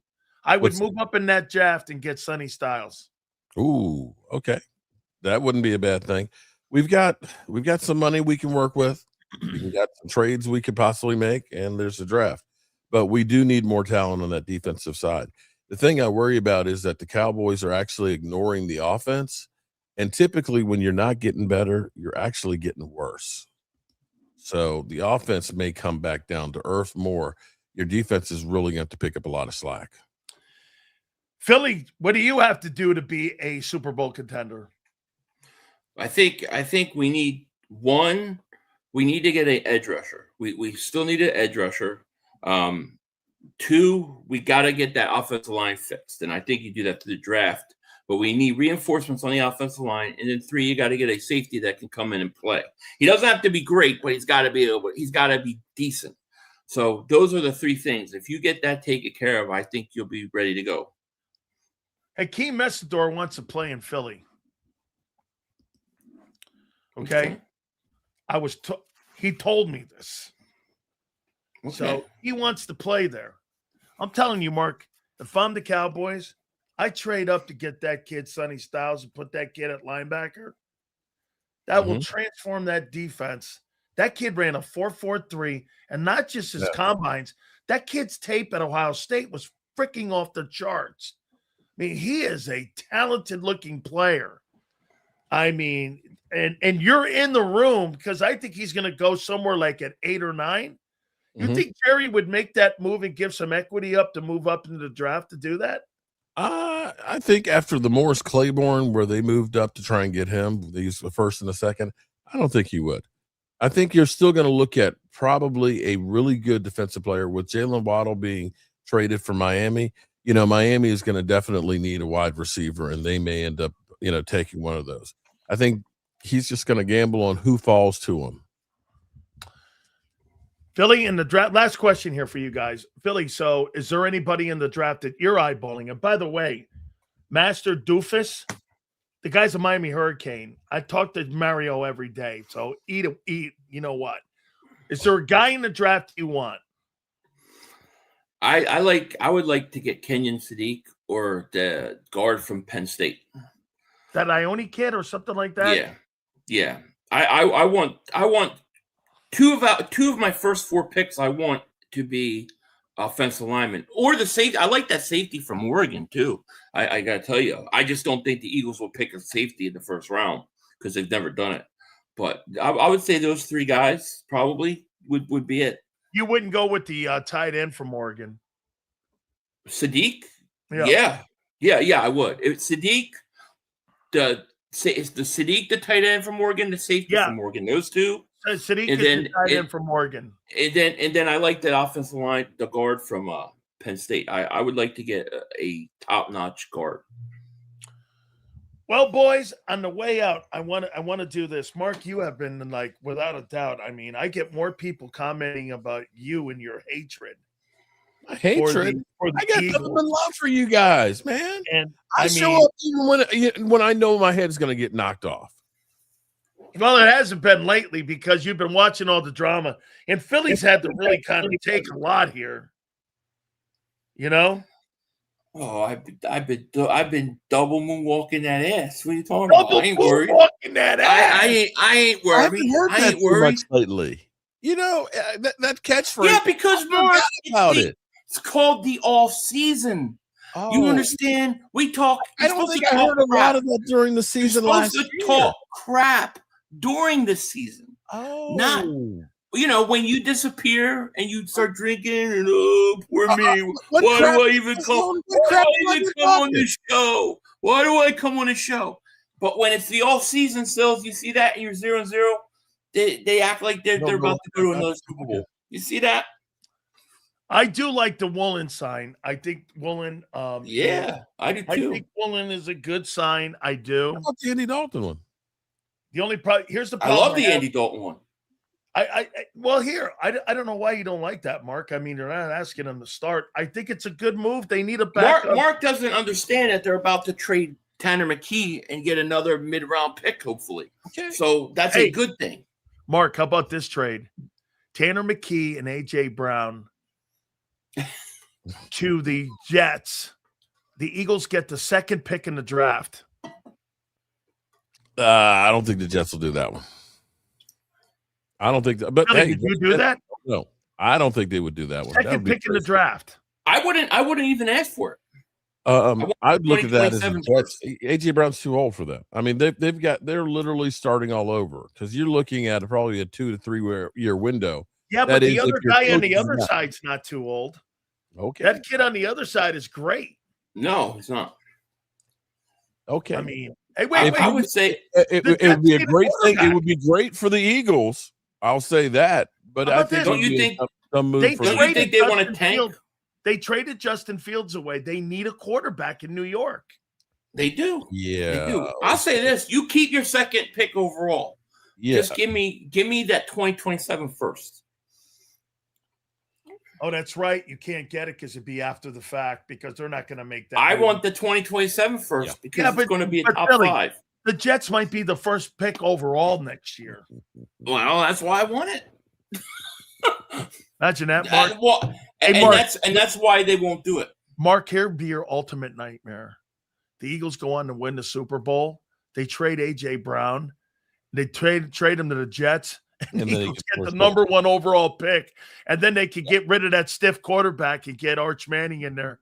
Good luck. I love it. Let's get this. Let's get it out there. Let's do it. I want Jeremiah Smith, baby. Me too, man. That kid Jeremiah Smith is some ball player. He's going to make somebody a great player. Mark, I haven't seen a lot of drinking, so I know things must be going good for you. And what's the videos going to be today about? Give me the layout of the videos. It's kind of quiet right now in Cowboys land. Jerry Jones is basically saying, hey, if we had a lick of defense, we would have been deep in the playoffs. It's like, well, jackass, you're the one that hired the coach and brought in the players. So are you saying you're at fault? Other than that, not too much else is going on right now. How about you, Philly? What do we got on the horizon coming up here? I'm finishing up this stream here, and I'm going to go to work. There you go, man. That's it. I'm done for the day after this. So unless there's something breaking. How about this here, Philly? So Angelo was on this week, and we started actually Howard Heskin started a shitstorm. I saw that podcast. And we kind of picked it up as the caboose in this thing here, so it was pretty good here. You don't have any of that going on there in Dallas there because Jerry Jones controls the media in that town. Yep. You boys just sit your asses down there and you let Jerry tell you how to run the goddamn place there a big day. We're rolling here, boys. Boys, thank you again. It's always awesome talking to you guys, man. You know, one thing, Sills, I don't know why you always ask, can you come on tomorrow? Bro, I'm here for the good times now. Okay, seeing Philly melt down. I'll be there. Oh, he's here for the good times watching the Philly. When they're not playing, when they're not doing anything. Are taking a knee? Is that I enjoy seeing you sweat here. Wow. Nobody's sweating. Hey, you know what my record is for the Eagles this coming year? 8-9. Oh shit! Oh, that's a surprise. That doesn't surprise me. What did you have? How about Zander? 7 wins last year? No surprise. 11 actually. Sanders? You had Washington winning the division last year. But I had you winning 11 games. That's a fact. You're gonna if you got them 8 now, you'll have them. I figure at least 10 or 11 by start of season. No way. Maybe. What did Zander have? I think Zander's at. What are you at, Zander? I think Zander's at 12. Oh, I think he's at 12, somewhere in there. I think he's at 12. I think he's got 12 wins. Yeah, a 10 or 11, he says. 10 or 11 wins. 10 or 11 he's got. Yeah, right here he's got 10 or 11. Philly's got 14 wins.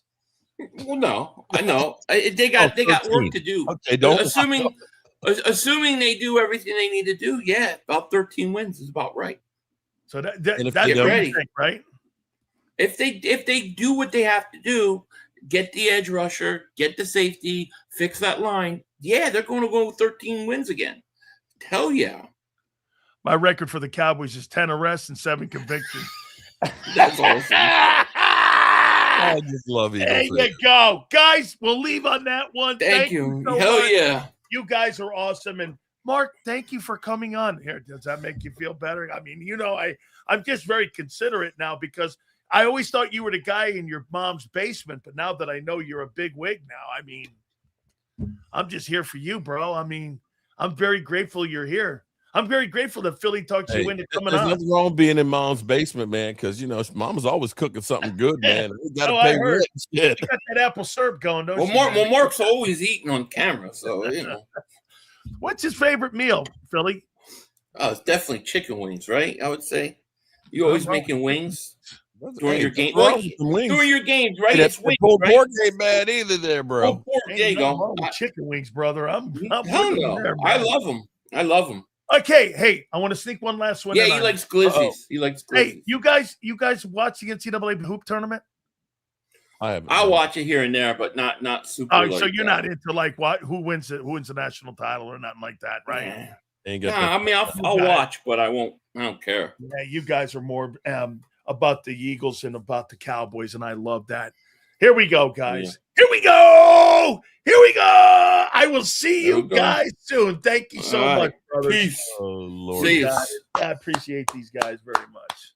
Here we go. Here we go. Absolutely, man. Fix the line. Jesus coming down to heal Dickerson and Juergens and make Lane 10 years younger. Wow, wouldn't that be great? Twizwaw.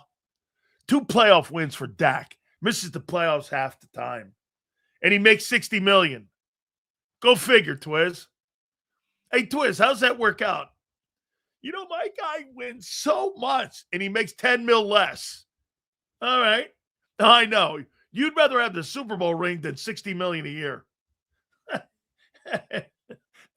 Only an asshole talks like that. I heard John McMullen say, but I think he was coming from Howie's perspective and not the player's perspective. I love it anytime I hear this. Why did Jalen Phillips just sign? It was 27.5. And, you know, it was only $2.5 million more. And, you know, what's the difference? Well, shit, put that over 4 years, Junior. There's your difference. What are you talking on? I mean, you're talking about $10 million. That's what the difference is. It's $10 million.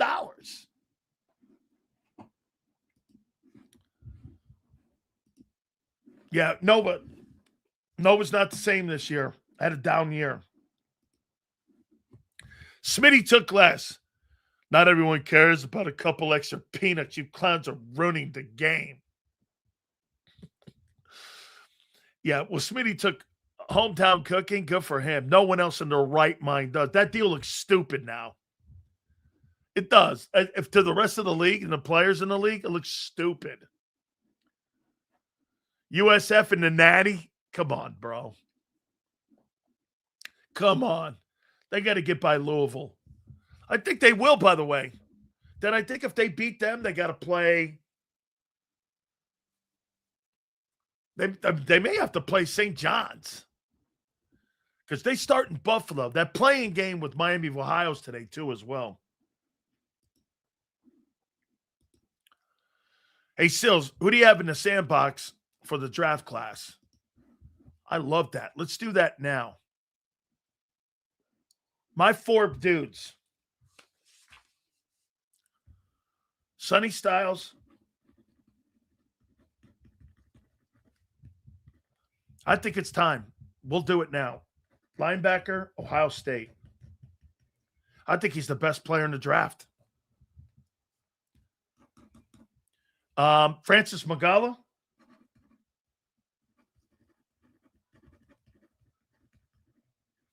Offensive tackle, University, Miami.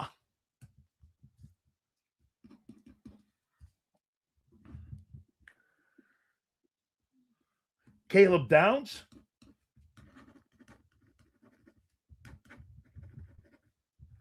Corner, Ohio State. 5 guys are in my sandbox.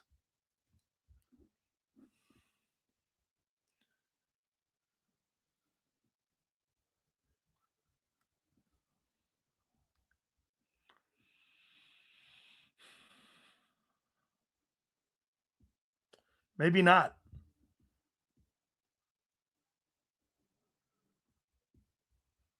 I'm going to go David Bailey. No. I'm going to go. I'm going to go Reuben Bain.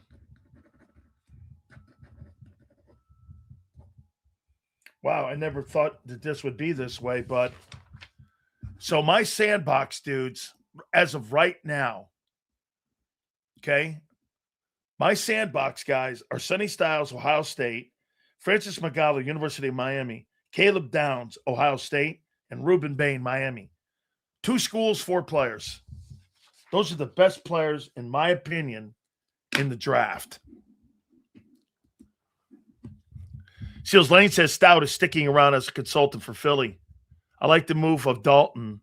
Sounds like the front office is going to really help Jalen develop his pocket passing. That's good news if Lane said that. Okay?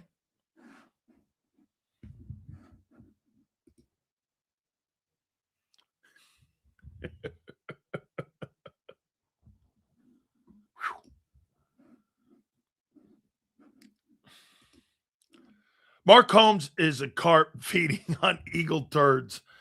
Look at that, carp. You know, hey, when I used to go fishing in Illinois, they got these carps, you know. Oh, no, they were catfishing carp. I've eaten a catfish. I wouldn't eat the carp because it's like, if I'm not mistaken, it's a bottom feeder. Isn't that right, Fish? Right? I know, man. I debated on him. I think that kid's great, too. I do. He probably should be in that box, too. Arvell Reese.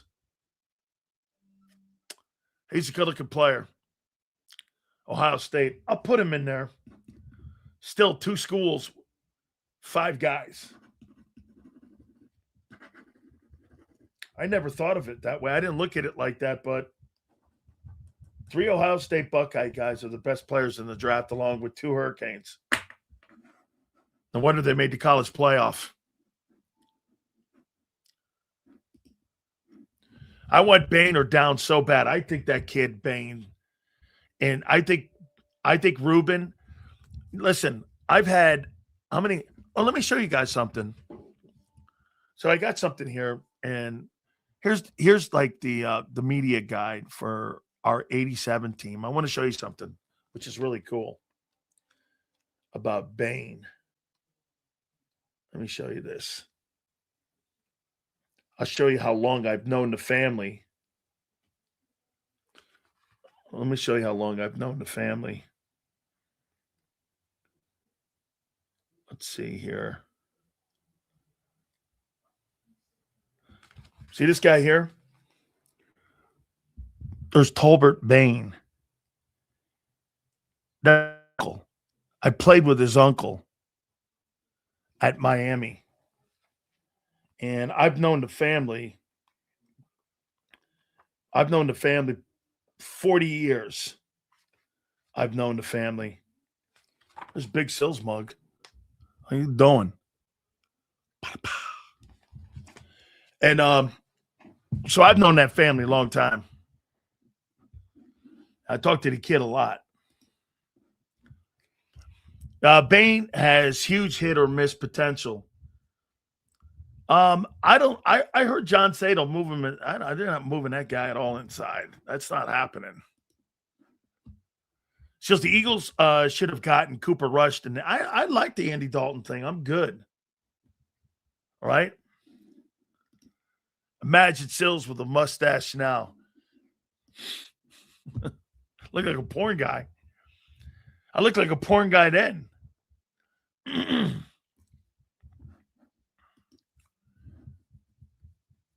Good question. I haven't asked him that. I'll ask him. I'll ask him. Hey guys, just so you know, go over to my X account. Jalen Phillips follows me, and so does Russo from the Bills. They all ask me questions all the time. What do you suggest? What do you think? Russo follows me. Jalen Phillips follows me. Ruben Bain follows me. Francis Magala follows me. Cam Ward follows me. Who else? Bunch of dudes. Oh, the tight end from Cleveland follows me. I stay in touch with the guys. I posted a picture of me when I was 18 years old. Somebody sent me something from Catholic High, and like my jaw is crazy. Oh, wow. Look at this. They just posted, what's his name? Cal Whittingham on my show.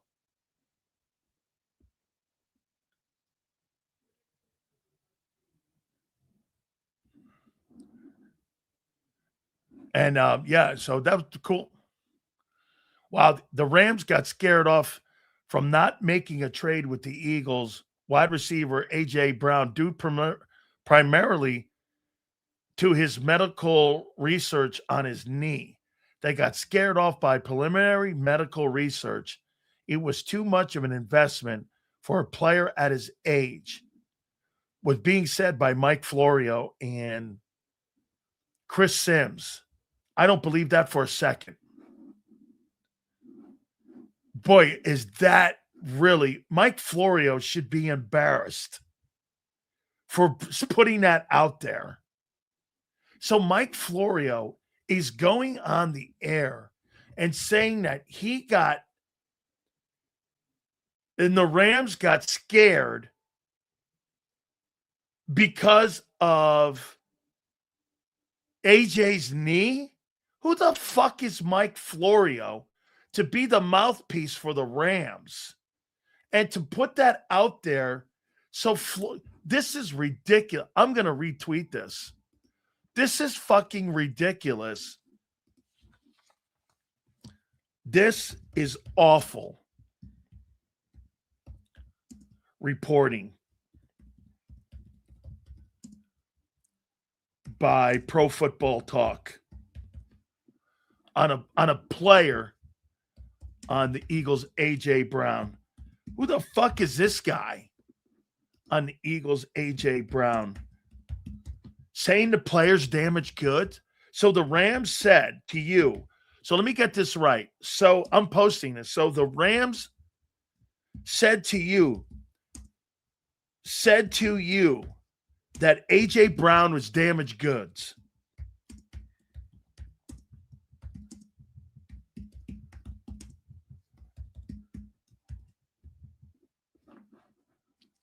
This is awful reporting by Mike Florio on the Eagles' A.J. Brown. So the Rams said to you that A.J. Brown is damaged goods?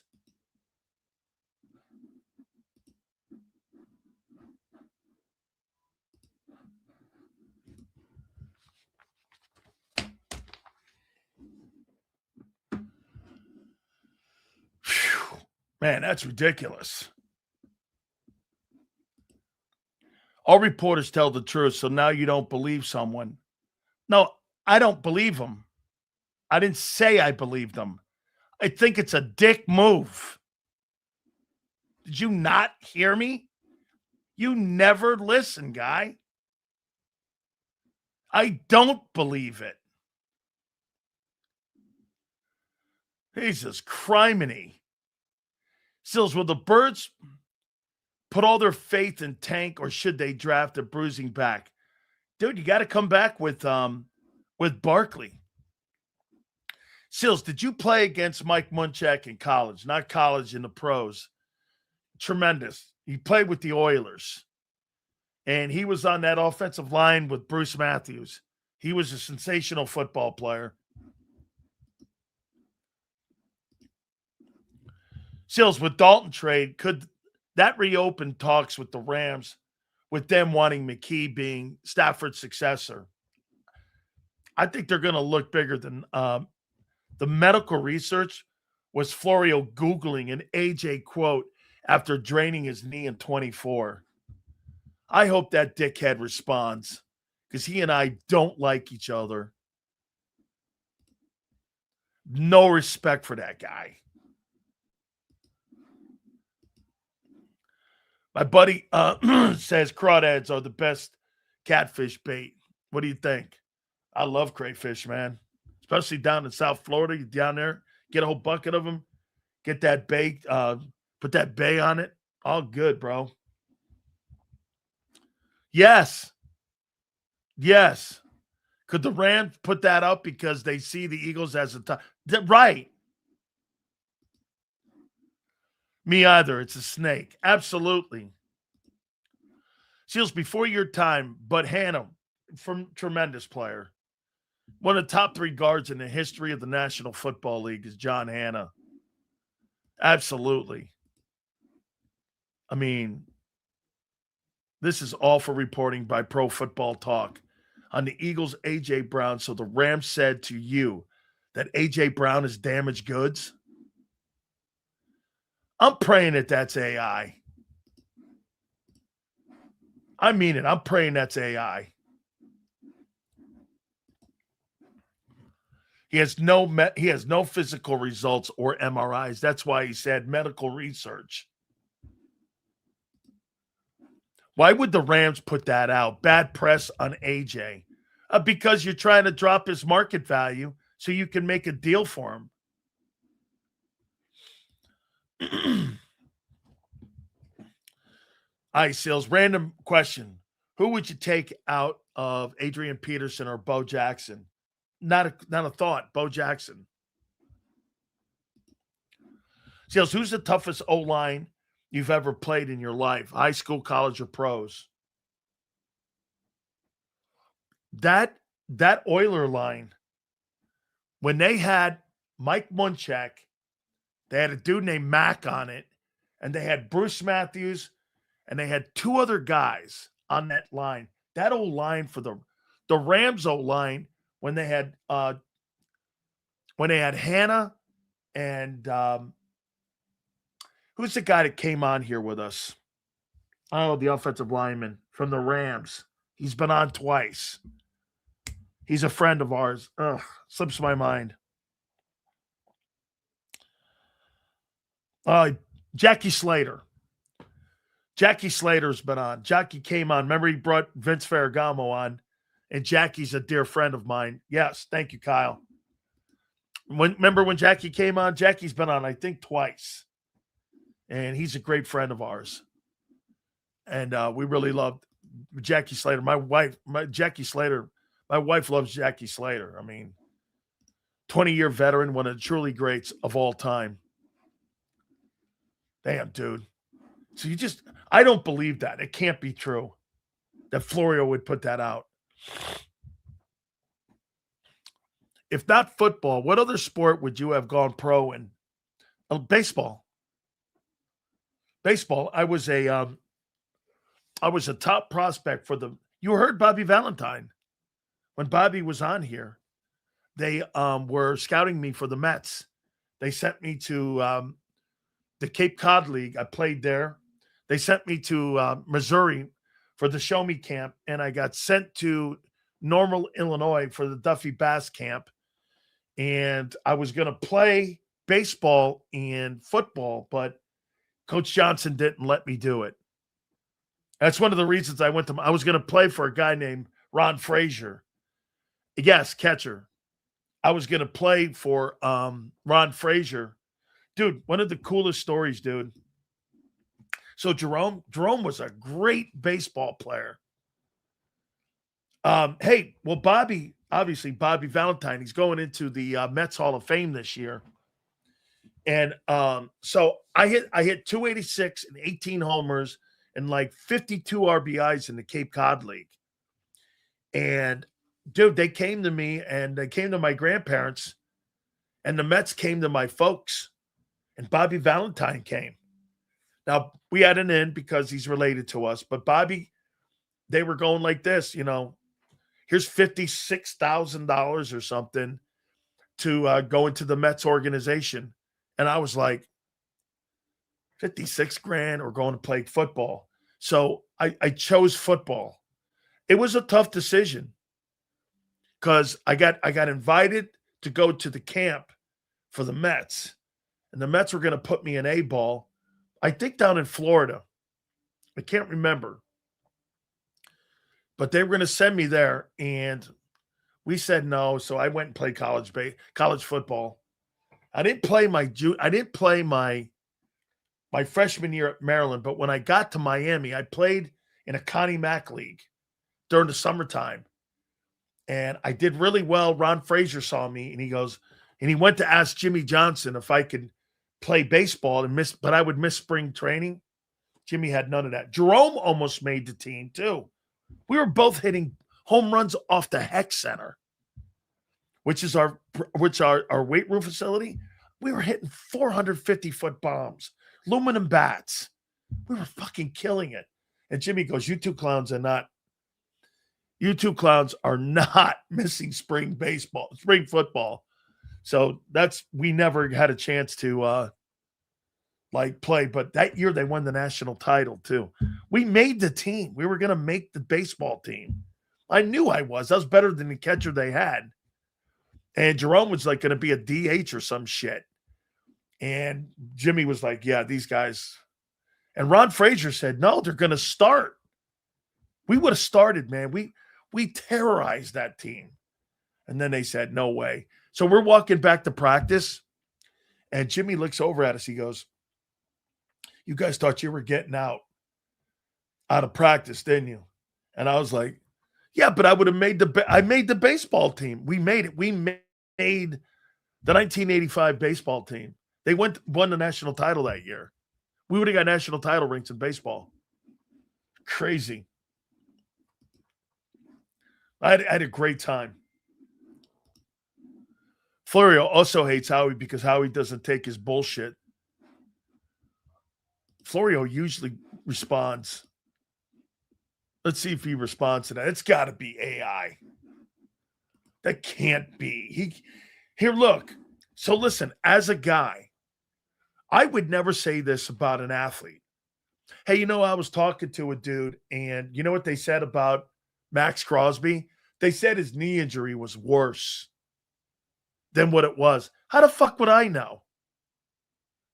Did Mike Florio see these medicals? Or is he taking the Rams' word for it? Pat Burrow? You bet I do. Oh, that's right. He played in Philly. You bet I know Pat Burrow. It would have been. Denny, I never thought about that. 2 national championships in 2 different sports. That's right, because they won the 85 and then the 1986. No, 88. I think they won the 85 and the 1987 national championship in baseball. And we won the 87 football. And then I think we won the 89 national championship. No, because 88 was Holtz. I think we won the one after that. So I would have won a baseball national title. Cool, man. I flirted with playing with the Newark Bears, the Somerville Patriots. There's also a team up there in Brooklyn. Like the Brooklyn has a they have a minor league team. If I'm not mistaken, it's in Brooklyn too. I don't know. I don't think it's called the Dodgers. I don't know what it is. Larry Walker, Major League Baseball Hall of Famer, wanted to play hockey goalie. I think if I'm not mistaken, he was actually drafted by the Canadiens. And I thought he played like minor league hockey. I don't know if he was in the AHL, but I think he played minor league hockey. I do know Barry Zito. Used to have him on my program when I was in San Francisco. And Tim Lynchcomb, those guys used to come on my program a lot when they were with the San Francisco Giants. Oh, dope, dude. They got great gear. Seals, yesterday, Venezuela showed me how important the connection between the pitcher and catcher is always, like Salvador Perez. Salvador Perez, I mean, he pitched as great. And, I mean, it was just phenomenal. Dude, Venezuela, that was a really great. That was a really great series. Hey, by the way, Aaron Judge, you fucking suck. 0 for 4, you take the collar? Dude, you are not a come-through guy.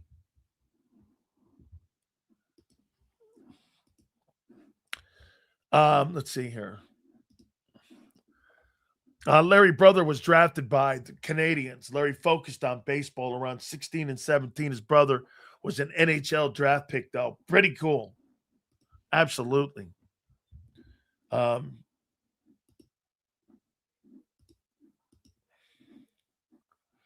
Lincecum was insane in his prime. He was. Do you remember Project Pride teams in New Jersey? No.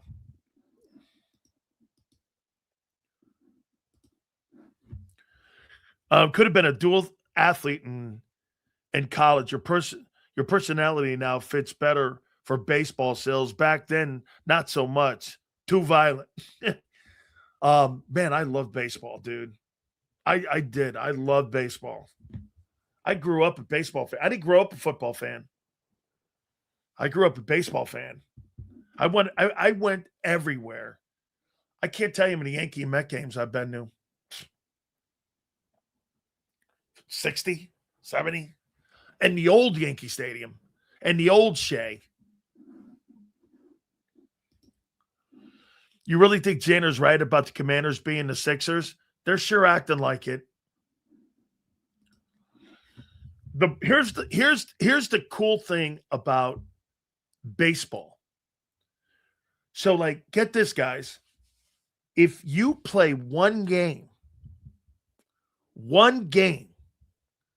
okay, one game in baseball, if you're active for one game, you have lifetime benefits for the rest of your life. And you're vested. One game you have to play. And you're vested. If you're an NFL guy, you have to play 3 years or you have to be on the active roster 3 years, and then in the 4th year, you've got to be on the roster for 3 games or you're not vested. So you have to be in the league 4 years before you get a pension. That's why the NFL Players Association sucks. One game in Major League Baseball, you get a pension for life. Same with the NBA. Same with the NHL. In football, very few people have pensions. So, listen, if you play past 3 years, like, some of these ass clowns in here, dude, I was in the league, let's see, 2 years in Tampa. I was active and then not active. 2 years in Tampa. I was active. I got signed in 88 by the Cowboys, and I lasted until 90. That's 4 years. But I was active too. Then I got to the Lions, and I was there for a year. But I wasn't active. So that's like 5 years in the NFL, and I got 2 credited years. I didn't get a pension, but I was in the league 5 years. And get this. And so, like, most guys are in the league 3 years, and they're out. I mean, it's crazy how you broke down the actual amount of Super Bowl contenders heading into the 2. I wanted to put that into context for you. That it's not what people think. There's like 7-8 teams that are truly like, contenders right now. Never. It's what makes the league the league. The reason that the salary cap is so great, think about it. The salary cap was instituted so that you can't have dynasties. That's what New England did. For New England to go 20 years, you're never going to see that ever again. Because here's what they did, unlike what you did. Guys, you want to hear this? The New England Patriots aren't keeping Jalen Carter. They're not keeping Darrell. They're not keeping Cooper DeJean. They're not keeping Quinyon Mitchell. They're not keeping those guys. When you have Tom Brady, I'm not keeping those guys. I don't need them. That's why they never kept their frontline guys. And what did they do? They moved them, and they got draft picks. That's why they were able to stay. See, Zander, I disagree with that philosophy. You signed 2 guys, so you're going to sign Here's your guys that you're going to sign. You're going to sign Jalen Carter and Jordan Davis and Quinyon Mitchell and Cooper DeJean. And those 4 players will be the bulk of your defense. Well, there's 7 other guys on that unit are going to be Timu guys, because those guys are going to eat the majority of the side of the football up. Here, think about it. This is the wrong philosophy. They're going in the wrong direction. I don't agree with it. Here, follow me here. So you're going to go $30 million with Q. You're going to go $30 million with Cooper. You got $26 million now with Davis. And you're going to go another $38 million. Shit. Jalen Phillips just got 30. You're going to go 38. So you're going to go $98 million on Q, Cooper, and Jalen. And then you're going to go another 26 on Davis. Then 11, 12, 13, 14. That's $124 million on 4 players.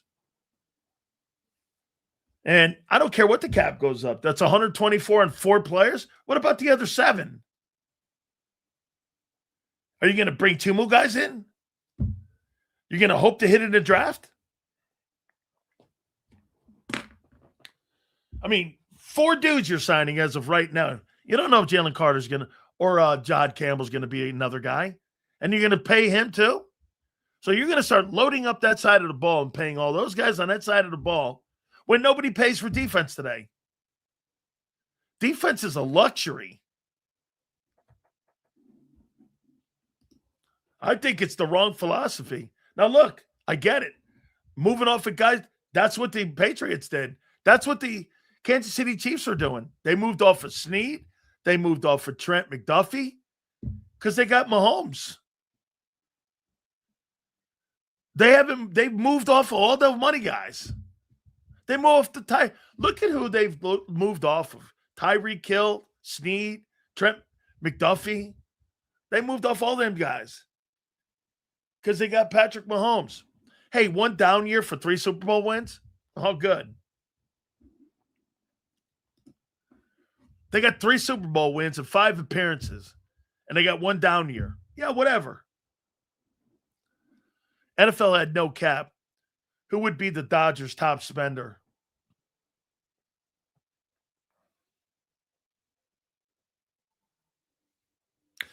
Cowboys and the 49ers. The Cowboys and the 49ers would spend a shitload of money. She goes, what do you think of Yamamoto? Phenomenal. He was awesome last year. Pitched those 3 ball games. I didn't think he was really great for Team Japan. I thought they got to him early in that game against the Italians, I think it was. But Yamamoto's a great pitcher. Denver got Walmart. Denver too. Yes, Denver's got Walmart money. That's for damn sure. I think as one of the top performing and winningest teams in the entire NFL, I trust the FO to keep us competitive and the talent to bring home more wins than people expect. Okay?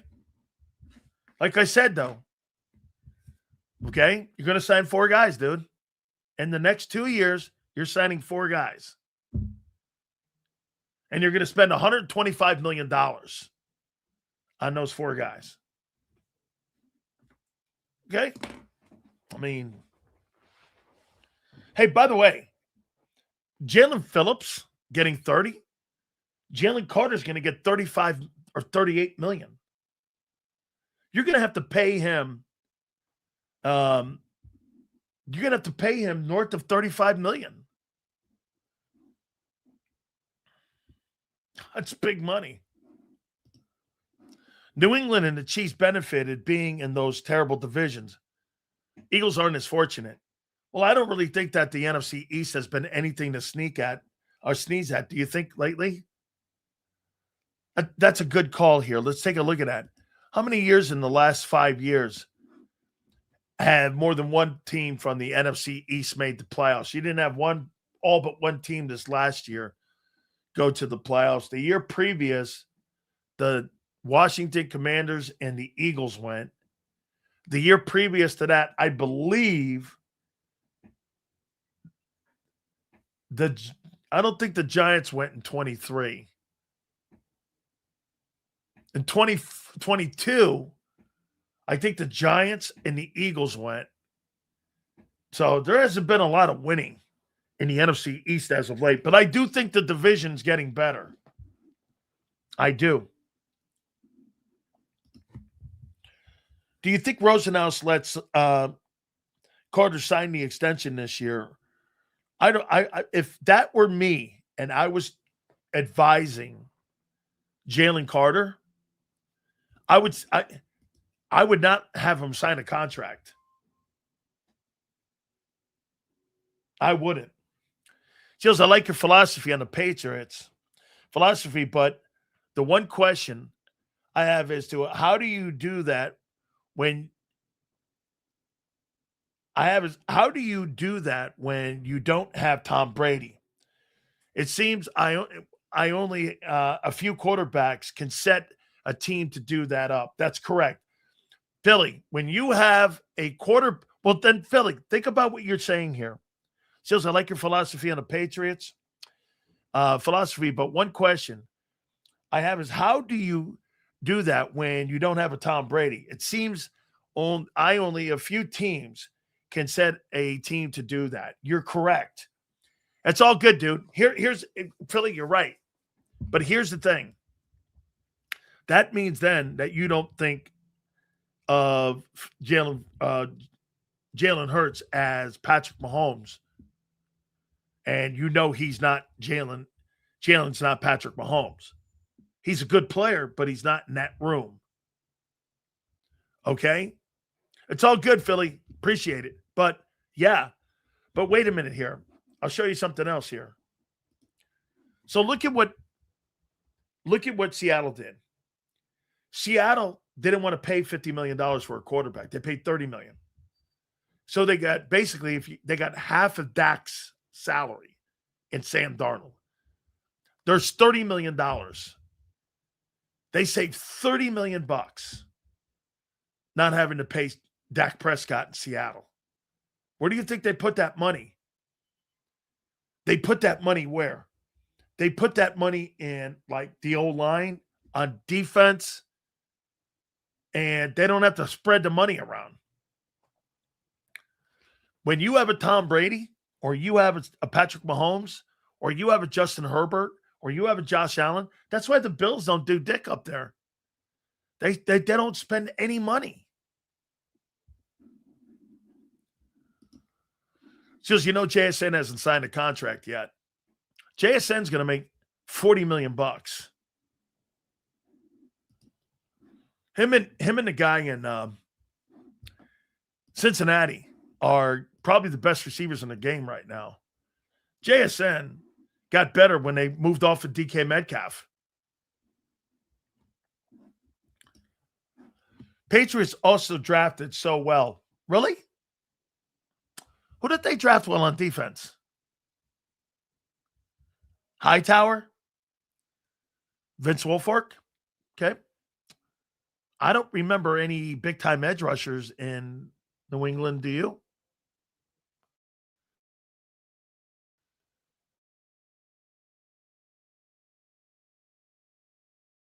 Like free agent guys like that, right? I don't remember them. Like, I think they did a really good job in like undrafted free agents, like the Hogan guy. Oh, good, brother. You're good, man. Thank you so much for this too. Sorry for the mistype on the last post. I agree. He isn't Brady or Holmes. Nobody else is. Seems you have to have an elite quarterback. That's right. To have an elite of the elite quarterbacks, and you have to draft well. Correct. Because guess what, too, Philly? But here, what really made the Seattle team with Russell Wilson and the New England Patriots dynasty? Now, they went to 2 straight Super Bowls, But Philly or anybody, what do you think was the biggest thing that helped them so much in building their team? Do you guys know? They weren't first rounders. Russell Wilson was the third rounder. The backup quarterback, Tavares Jackson, he made more money than Russell Wilson his first 2 years. And Brady was a sixth-round draft pick, right? Think of the equity you have when you don't have to spend more than $1 million to build your football team, and you got a quarterback that won a Super Bowl for you, making $1 million, and that's it. Brady made $1 million when he won his first Super Bowl. Matt Flynn was the starter. Tavares Jackson was the third team guy, became the backup. And then Russell Wilson beat him out. Think of that. $1 million you had with Brady. Belichick and Scott Pioli and all them dudes, all those guys did what? They built the roster up. And when they built the roster up, that's when they gave Brady competitive money. By the way, Tom Brady was never the highest paid player in the NFL in his entire career until he got to Tampa. That's when they gave him that $46 million. And I still don't think he was highest paid. Seals, in your opinion, what's Howie thinking behind the Dalton move? I think it's a really great sign because I think it helps when Jalen's walking off the sidelines. You know what else it does? It also makes the room smarter. If you're not so sold on the position coaches as a player, there's Andy Dalton on the sideline who's seen it all and done it all. You could make the argument that the Philadelphia Eagle quarterbacks are more experienced than the coaching staff. Think about that. You think that's a concern? You got more experience in the quarterbacks that play in Philly than you do in your offensive coaching staff. Man, I trust my quarterbacks more, Jalen Hurts and Andy Dalton, than I do the coaching staff that you hired. I mean,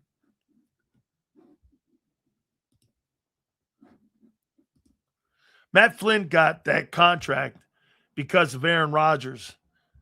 That's right. Hey, by the way, that was one game he did that in, right? For that one game, they gave him like $17 million. And they gave him Matt Flynn got $17 million off that one game because everybody thought he was like some sort of superstar. Sills, you think Howie's making a big move? And how much cap space do the Eagles have? Guys, is it $30 million? Are the Eagles $30 million under the cap? Is that where I saw that? It's harder to find an elite quarterback to build a complete team. Yes. That's why I'd rather build the elite team. Elite quarterbacks don't mean they can win big games either. I think an elite quarterback in theory is supposed to give you wiggle room in the building of a roster. It's a great take. It's an absolutely great take. 34? Great. Thanks, Philly. Yeah, that's a great take. 34? Well, let me tell you this. $34 million because of the Goddard move, they're waiting until June 1. And I'll tell you what, as you're getting closer to June 1,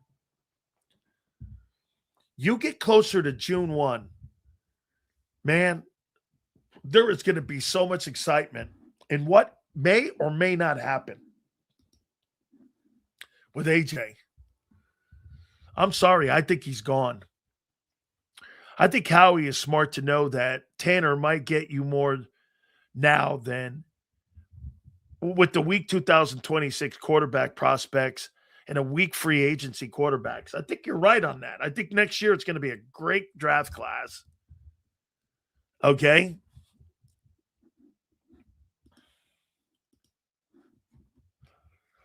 I think they want Grenard and McKee. Seems like an O'Connell guy when they went for Kyler Murray, eventually he gets hurt. He's too small. He's a shwimp. Saves 3rd and 4th when trying to put together a package. Not enough, clearly. Not your house to a team. I only mean the ultra rich. Not sure what you're saying, but okay. So, yeah, no, listen. Yeah, listen. Here's why I think he's being moved. This guy doesn't want to be here. He just doesn't want to be here. And he doesn't want to be with this quarterback and with this offense. Okay. Hey, we will see. We will see. Yeah, they're talking about something there. I got it. Listen, the talk that is going on right now for AJ, as I told you, what the New England Patriots said. The Patriots, we told you flat out what the Patriots said. Patriots said the Eagles want a 1 and a 3 for him. And that's a fact. And many of you know who it is. They want a 1 and 3, and they're going to wait and see as this thing plays out. All right, my good friends, our good friends at Morgan & Morgan, the #1 injury law firm in all of America, for a reason. It is because they win. I told you about our great friends, and, they took care of 2 families. The one in Florida that got a $350,000 offer, they ended up getting $12 million in a settlement. Or the family here in Pennsylvania that was offered $650K, they ended up getting nearly $30 million. Folks, I promise you when I tell you, if you've ever been injured on the job, this will be the easiest decision you ever make in your life. Go to forthepeople.com/big sales or pound law 529. That's forthepeople.com/big sales or pound law 529. And do me a favor. You tell them Big Sales sent you. There's a reason Detective Johnson is the gossip king. Oh, did you hear? Jackie and Tom are getting a divorce? Sad. Well, I heard that Ashley had work done on her face? Yeah, oof. Just like there's a reason Morgan & Morgan is America's largest injury law firm. Injured? With over $25 billion recovered for our clients, there's a reason to go big. Bathroom? Okay. Morgan & Morgan, America's largest injury law firm. Oh, okay. Ignite your nights with free live entertainment daily, only at Live Casino and Hotel Philadelphia's Center Bar. 7 days a week, enjoy some of the region's top party bands, performers, and DJs as they take the stage in the heart of the casino action. Great cocktails, live music, and lively moments. It's all happening at Center Bar at Live Casino and Hotel Philadelphia. Visit livecasinophilly.com for more details and the complete list of upcoming events. Must be 21 or older. Gambling problem? Call 1-800-GAMBLER. This is Eric. When he got injured in a car accident, he called Morgan & Morgan. He not only gets a lawyer, he gets trial lawyers like Sam and Jessica who are in it to win it. He gets his own investigators with briefcases, leather ones. And if you ever have questions, our customer service folks keep things rolling. Injured? We're your army. Morgan & Morgan, America's largest injury law firm. Welcome to the Jet Setters and the High Rollers, to the Shot Takers and the Tastemakers. Welcome to the Viewfinders, the Thrill Seekers, and the Night Owls. Welcome to everything you could possibly want on one 5-mile island. Welcome to the Wildwoods. Book your stay today. In our hometown, we all look out for each other. We go the extra mile to lend a helping hand. Thank you. We step up to keep our communities going strong. And at Independence Blue Cross, we're here to keep you going strong. We've been deeply rooted in our communities for more than 85 years. And that connection to members has earned us our spot as the #1 health insurer in the region. So while you look out for your neighbors, know IBX is always looking out for you.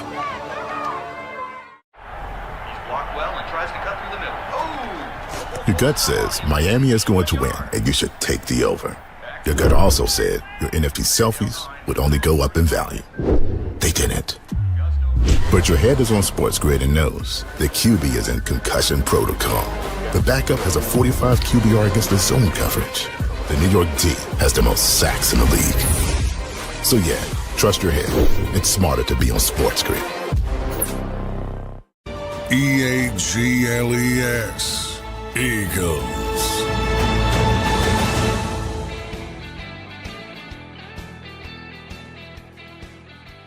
Appreciate you guys very much. Thank you again. I can't thank you enough. By the way, I believe tomorrow Tony Bruno's on.